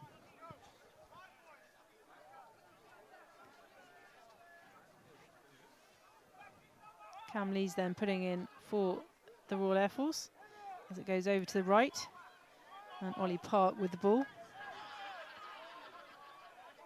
It's actually brightening up here at Stanningham. We've had the floodlights on all day, but we haven't seen rain for at least half an hour. It is clearing off a bit. Yeah. And sometimes in these situations, the ball, it hasn't rained for a while. The ball is obviously drier, but sometimes that residual moisture on the ground can be worse than when it is full-on raining. So, but I think we're past that stage, and it seems to be a bit more second phase football, a few of those offloads in the tackles. So hopefully this game keeps speeding up as we go. Yeah, we talked about the it just opened up a bit more, and perhaps that's just the conditions have changed things, but an entertaining and open game so far, and close enough that we don't know, couldn't predict a winner at this point, but that will go out of play. That's going to be a line goal dropout. That's great kick pressure. James Peach desperately trying to get in there for a last little tip on the ball, but slid into the undergrowth, but it did not happen. No, great. That's great kick pressure. That wouldn't have happened. He wouldn't have had to force it dead if it wasn't for a great kick chase. It was a good kick. They went the short side on that one, and by going to the short side, it drew the New Zealand winger up in the defensive line, so therefore he had the space behind. Nice little deft kick, chip in behind. it was rolling on, but that great kick chase forced the drop out now. So And it's, yeah, I mean, great return. great territory in a sense, isn't it? Fantastic. It's right where you want to be. Second best result to scoring a try. So just to viewers out there, we've had a few issues with our clock, so we've had to revert to our first time. So it says 22 minutes, but we are in the second half, but we're 22 minutes through the second half. So 62 minutes for those of you who can count, and we'll try and keep on top of that. But just in case anyone thinks we're still in the first half, we are not, and it is 8-10 in favour of New Zealand. And I'm joined by Damien Smith, a trainer for the Royal Australian Air Force Rugby League and has been player. Sounds like you're a ref as well, Damien, so you've got all bases covered. It sounds great. Yeah, definitely. Yeah, when you can't play anymore, I think you've got to give back to the game at the grassroots level. So, yeah, you keep involved any way you can. Yeah. Will they take the 2? No, we're going to tap No, here. tap. They're going for the win. That's what we like to see.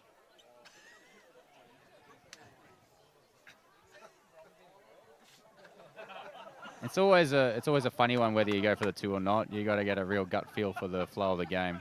Well, because they missed that conversion, 2 would only get them equal, wouldn't it? So they're going for the 4 points. And while you're in good field possession, yeah, do you take the 2 on offer, or do you go, look, we're in good field position.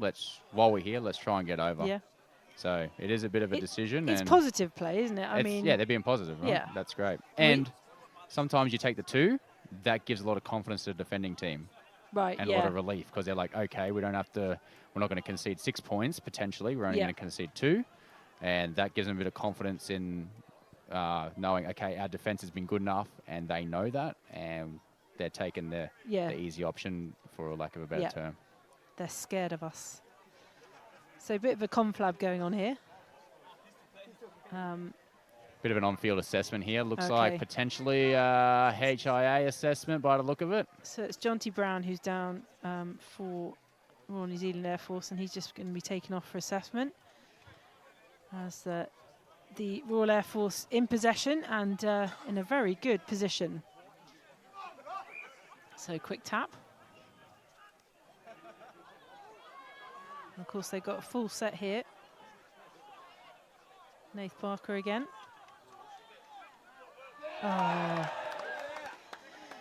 Yeah, just a high-risk pass, really. Like, not the basics, is it? Well, sometimes you just got to run the ball. Yeah. I think a lot of players will have this preconceived idea, this is the play we've got to run. At the end of the day, when it breaks down, you just take the tackle. Oh, well, there's a knock on there. Yep. Been a few of those. Some have been held, some not. Just pressure balls, like pressure pass when the defense is in your face. Like I said, you just got to take the hit sometimes, or not throw that pass. Or if they're in your face, maybe you got to take a step back. So there's been quite a bit of that pressure passing. It's cost the teams a lot of field position.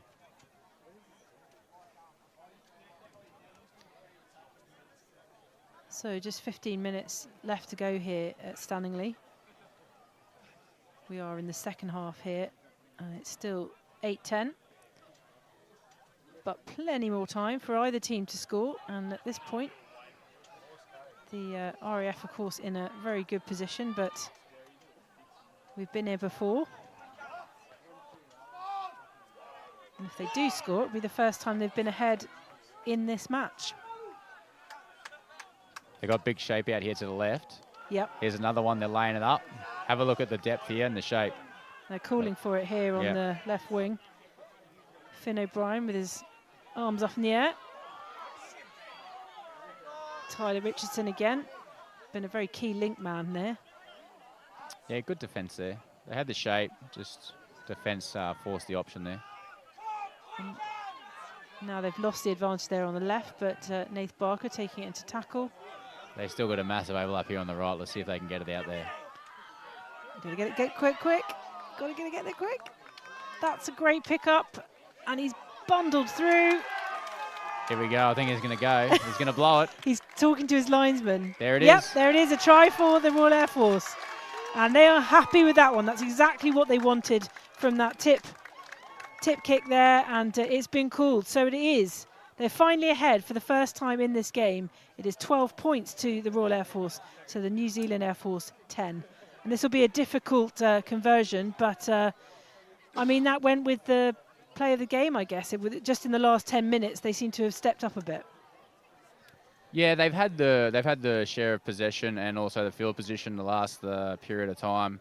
And with those set starts, when you've got a set start, it can really help you stick to that game plan where you can target a certain player, go away, come back, or get to a certain point in the field, whether you hit the upright, get to the left-hand side. And then that way they had 2 shifts there.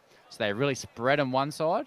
Yeah. And it really got them over. And then you could see the overlap they had there. The pass wasn't great. It was along the ground. But because there was enough space. There was enough space there by bringing them across. So, having that set start, they really executed whatever they've been practicing at training.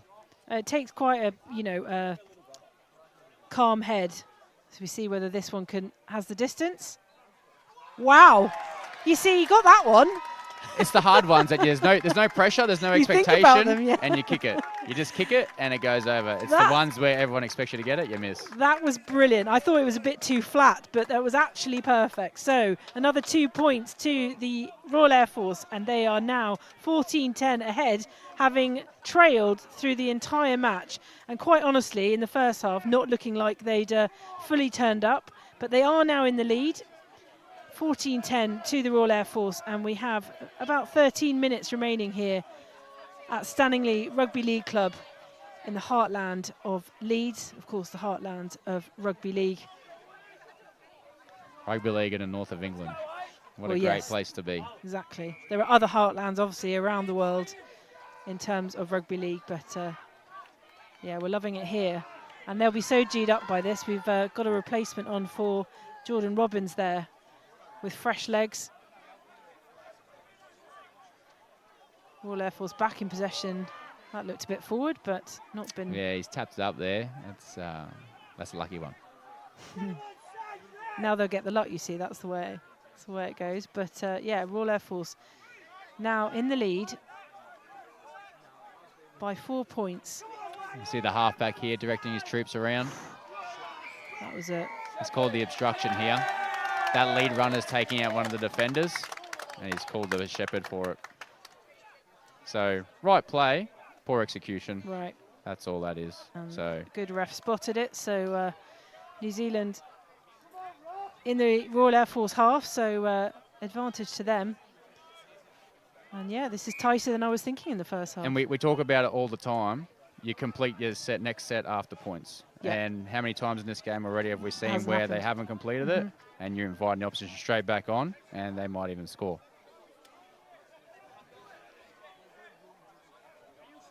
Yeah, I mean, their scores obviously G'd them up energy-wise, but it hasn't actually improved their handling or discipline, maybe. And that's the thing, with that bit of extra confidence, you can maybe push your hand a bit too far. Right. And in that situation, 30, 40 metres out from your own try line after set points, do you really need to put that on? Here we go, back rollers down here, number 12. Yeah, that's Tyler Richardson. He's doing the shuffle bum off the pitch. I think looks like actually looks like cramp or something. Yeah, it's a lower leg, yeah, maybe his leg's ankle. Gone. I don't know if it is cramp or is it an ankle or knee. So it doesn't look good. So trainer getting out there. And as a referee, it's a hard decision. When do you stop the play? Yeah. Like if it's not gonna impact safety or the play. Yeah.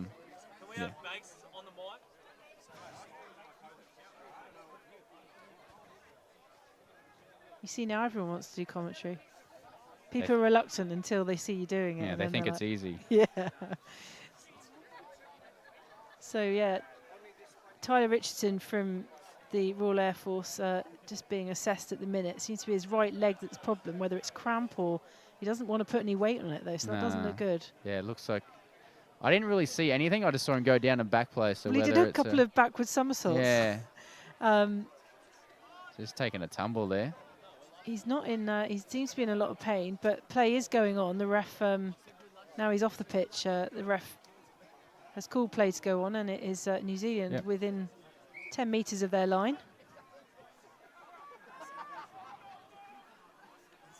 Such good, strong ball carriers in their side. Yeah, big bodies. Takes a lot to get them down. Brilliant.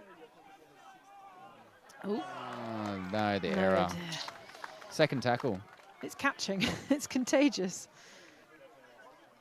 Yeah, that was a great opportunity, and they fluffed that one, unfortunately. Yeah, sometimes they're just, when you're in that position, and especially now they're behind. You know, they're probably, like you said, there's only, 10 minutes to go, so we're sort of getting into the crunch stage, and that little bit of extra, panic, bit of pressure, we've got to score, rather than going, okay, we've got 10 minutes, so we've got potentially another 5 sets. Let's build, let's build, let's build.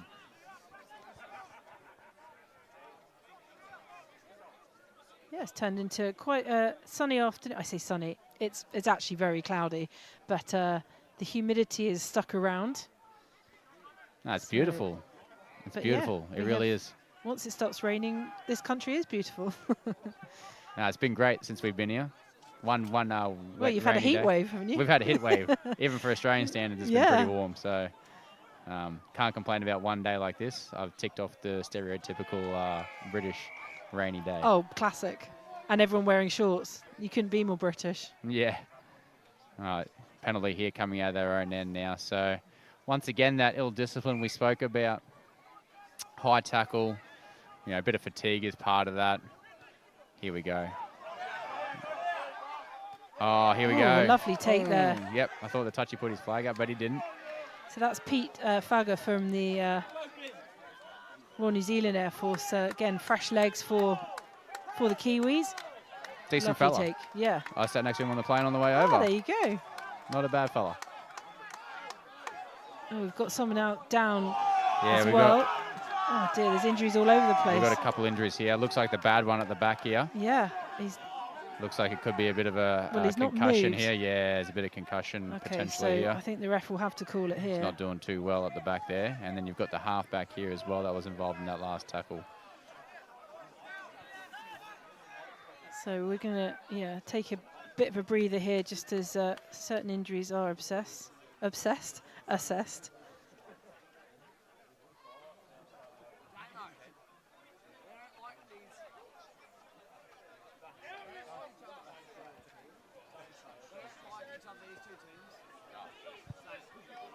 We're on a break when they come back.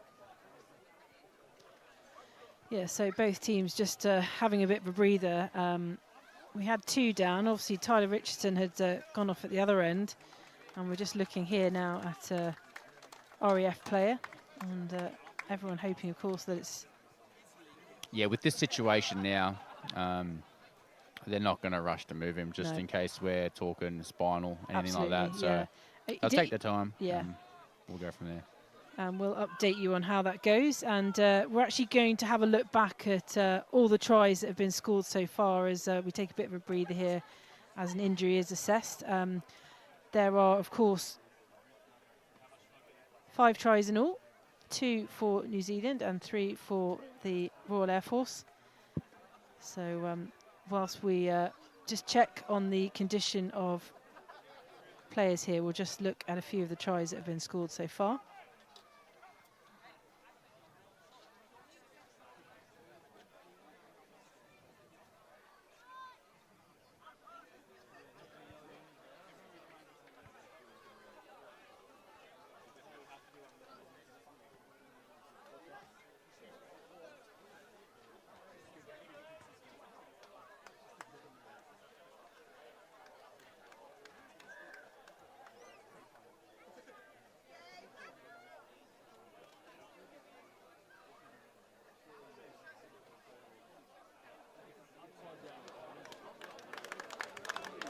Yeah, crowd's clapping him off now. Good signs. That's actually, is that not the captain, Nath Barker? I think. But yeah, good to see that Nath is, for those who are watching, we just rerun all the tries from this game so far, but what could have been potentially a serious injury, thankfully, he's walked off the pitch, so all good for the Royal Air Force, and play starts again, and we've got about 9 minutes left here until full time. Just a reminder, we're running the first half clock, but we are in the second half, so very close to the finish here as the Royal Air Force lead 14-10. And Damien Smith is with me from the Royal Australian Air Force, giving a great second half summary of this game. It's too kind, too kind. Well, it's always a worry, isn't it, when you see such a brutal game, so many injuries, but you know, these guys are in great condition. I'm sure thanks to people like you, Damien, who are getting them strength and condition up to their peak. Yeah, we've got our team over here with us, so there's a team of 5 of us in the back staff. So you've got your coach, you've got your manager, and then you've got a sports trainer here as well with us, so sort of looks after that load monitoring. We've got a physio, and I'm just sort of that conduit in between. I link everyone together, and I just try and tidy up the loose ends, and that's really so modest. what I'm there to do. So the Royal Air Force in possession here and in the lead, 14-10. And Stanningley have put on 3 matches today. This is the third of Good them. ball. Lovely ball. Draw and pass. Luke Not the Broadbent worst then, option. yeah, possibly could have passed it out, but Yep. decided to keep it. And Prescott puts it up for using a New Zealand tactic with the high ball. Knock on there. 6 more here. Yeah, He's so- called tackled mid-air there. Right. Yeah, that's fair enough. Yeah, that's probably not the, they got a kick away, but you'd be looking for something deeper there. Yeah, it was a bit spirally, wasn't it? Yeah, it's just sort of up and down in the one spot. Now, compounding that with a penalty, they kicked us in the touch, they might be halfway, 6 tackles up their sleeves. Oh, not the best kick, but That still. was a bit sideways. Yeah. Not a lot of meterage on that one from No. Cameron Hansford, and he hasn't made many mistakes in this game, to be fair. Nah, had a good game. Yeah. So New Zealand then back in possession, and for the first time in a long while, they are behind and will be looking for points here. I mean, I know the completion of sets is important, but they certainly won't want to lose the second game on the bounce. And a reminder, of course, that they lost to the Royal Australian Air Force last week in West London, 32-12. Yeah, it's just about executing now. You don't have that chance. You don't have to push your pass, but you just got to execute what you put on.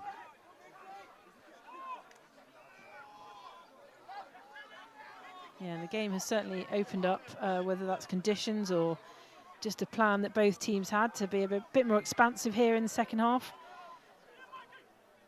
New Zealand then. Numbers on the edge here. Oh, you know what, their handling skills have been definitely better. Definitely improved as the game's gone on. Yeah. That's a bit of another sideways pass, but not really picked up by anyone. Yeah, knock on from the Kiwis there. Yeah, like not the greatest, end to a set. They're getting the kick away, but They haven't lost much, I suppose, where they kicked it. They've just they just got a D up here. They're inside the 20, so they're in the opposition red zone where they're going to want to, probably be a bit tighter. They're going to be less expansive coming out, especially being in the lead. They're going to be less expansive coming out of trouble. So this is an opportunity for the Kiwis to jam in tight, put a lot of pressure on, and try and force the error. brilliant skin-on-skin tackle there. That's what we love about rugby league. A brute force that goes into those tackles is something else. Better being on this side of the fence, I think.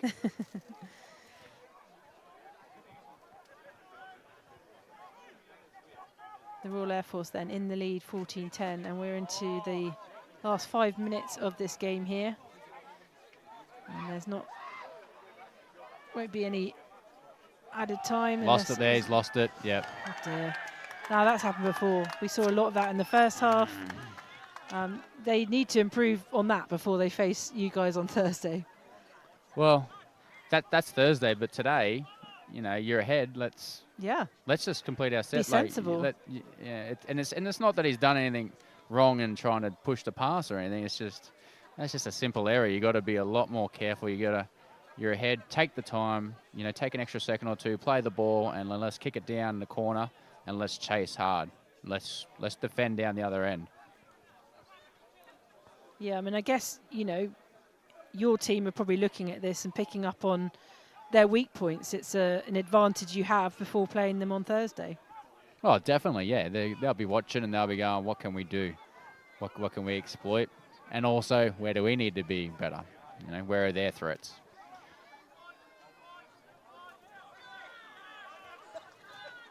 New Zealand then using their big central runners as they try and complete this set. Still behind 14-10.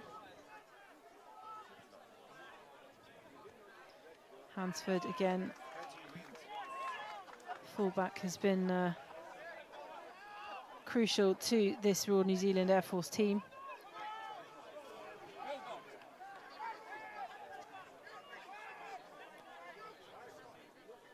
Hansford again with a little tap forward, but that ball will go dead. I don't know if that was the play. Another one lost to the trees. Yeah. I'll tell you what, the kids are going to have a field day after this. Yeah. They'll be going searching. I know that for a fact. They put it on a hill on purpose so that they can go. It's like looking for golf balls. Yeah. Actually, that one has come back. We've got a ball boy out there. But not the right play, that one. Like you said, you've got to try something. You've got to score points, but whether it was the right play or just didn't execute it, you know, if it was shorter. He put a bit too much on it, I too guess, much, you know. If they get the repeat set there, that's not a bad result. Yeah. So just 2 minutes to go here at Stanningley. And the scoreboard certainly suggests it's a tight game, but I would say it was... Oh, he's called full time. All right. We have 2 minutes left on the clock, but they've called full time, and that is a win for the Royal Air Force. As I was just saying, that they had 2 minutes left, but that is a win, and probably against the run of play, a win for the Royal Air Force, 14-10, as they go into the final, and it will now be a final against the Royal Australian Air Force on Thursday at Cranwell. Damien, just give us a summation of that second half and the whole game in general from your point of view as a, you know, as I say, as a professional, someone who knows the game better, and where you think the RAF won it, or do you think it's possibly where New Zealand lost it? Well, professional is probably a bit of a stretch, although I'd in like comparison to think to me, you are. I'd like to know a thing or two, but no, thank you for that. Look, it's a typical game between two, you know, it's a typical defence game. Even in Australia, it's very physical. Yep. It can turn into a lot of one-out bashing up the middle. You don't necessarily get that freedom on the edges. You know, the skill level is not necessarily your elite level, but, you know, the physical toughness, the mental attitude, you know, that's all there. So it's definitely always going to be physical. So we knew that, and you saw that today. Probably, you know, probably where it was probably more so lost than the win is obviously being ahead for so long. It's just we talk about it, it sounds boring, like, you know, rugby league's fun and, you know, throw the ball, score points, but really that's not how you win football games. You win football games by completing sets. So you run your set out, you kick it to the corner, and you force the error down there. And I think there was just a lot of errors. Both teams had errors, but obviously, you know, today it just didn't favour New Zealand. So I mean, I'd argue that the RAF actually made more errors. And that's right. You know, that's. But you know, you come away with a win. That's and right. Sometimes so, that's just the way it goes. Yeah, exactly. And that's right. You make more errors, but you've been able to execute or capitalise on your opportunities. So it's a flip, you know, it's catch-22, you know. So. And Thursday's game, RAF Cranwell, another 4:30 kickoff, will be live from 4:15. Have you taken a lot from that game? Sorry, it will be live from 4 o'clock. My apologies. It's a slightly earlier game at Cranwell on Thursday. So live at 15:45. The kickoff is at 4. But Damien, what do you know? Can you take much from that game? Like, will you analyse this game ahead of the Aussies playing the RAF on Thursday?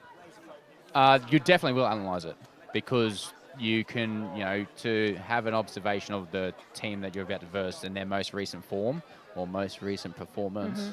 Yeah, definitely going to take from it. Does it change? Really, probably, like I said, at this level, it's probably fairly generic. You probably know that Prescott's probably their main weapon out there, and a lot of traffic comes off the halfback. So you already sort of know that. Yeah. So watching this game and reviewing it probably doesn't bring out a lot. It's probably more consolidating what we already believe, or going, yeah, okay, this is how the opposition plays. Now let's reaffirm or reconsolidate how we're going to approach that and how we're going to defend that. So yeah, definitely you're going to watch it. I don't think there's any, you know, big key takeaways. There was no, you know, big surprises out of that, which is a good thing. You know, you've already sort of prepared for it. Well, listen, Damien Smith, thank you so much for joining us, and also to Rob Rummery, who is here in the first half. And good luck to the Royal Australian Air Force next week. I'm saying that with my fingers crossed behind my back, of course. But Royal Air Force with a win here against the Royal New Zealand Air Force, and that game on Thursday live at 3:45 and the kick-off at 4 o'clock at RAF Cranwell between the Royal Air Force and the Royal Australian Air Force. A real pleasure, Damien. Thank you so much. A real pro in this as well. He's a ref, he's a player, he's a coach. But yeah, do come and find us on Thursday. I'm sure you'll be into your game zone. But no, I'll come find you, and make sure you give me a shout when I'm running. I'll give you a wave out of the field. I'll give the cameras a wave. It's a bit early back in Australia. I think it's about 2 or 3 in the morning, so I haven't told anyone about this one, but I reckon next week I'll be saying, stay up late. I'll give you a shout out. Yeah, don't worry. It's there for life, whether you love it or hate it. Your commentary is now there for life. I'm going to on go the Forces, and review this. BFBS Forces News YouTube, and also on our Facebook site. But thank you to Damien, thank you to Rob, and thanks to the rest of the team here. Like I said, do join us again on Thursday at RAF Cranwell for the final of this Tri-Nations tournament between the Royal Air Force and the Royal Australian Air Force, and that is a 4 o'clock kickoff on Thursday. But for now, it's goodbye, and we will bring you players' interviews later. If you go onto the Forces News website, you'll find them there, and also there's going to be a player of the match announced as well, but we'll bring you that in the highlights package. Thanks again, and see you on Thursday. Are they going to be in again? And they are over. They are going to go through, and they have got the try. Are they in front of the try? They most certainly are. A 4th try for the RAF. Referees allow play on, and it is a try for the RAF. They're in there for that try. It's great play by the RAF.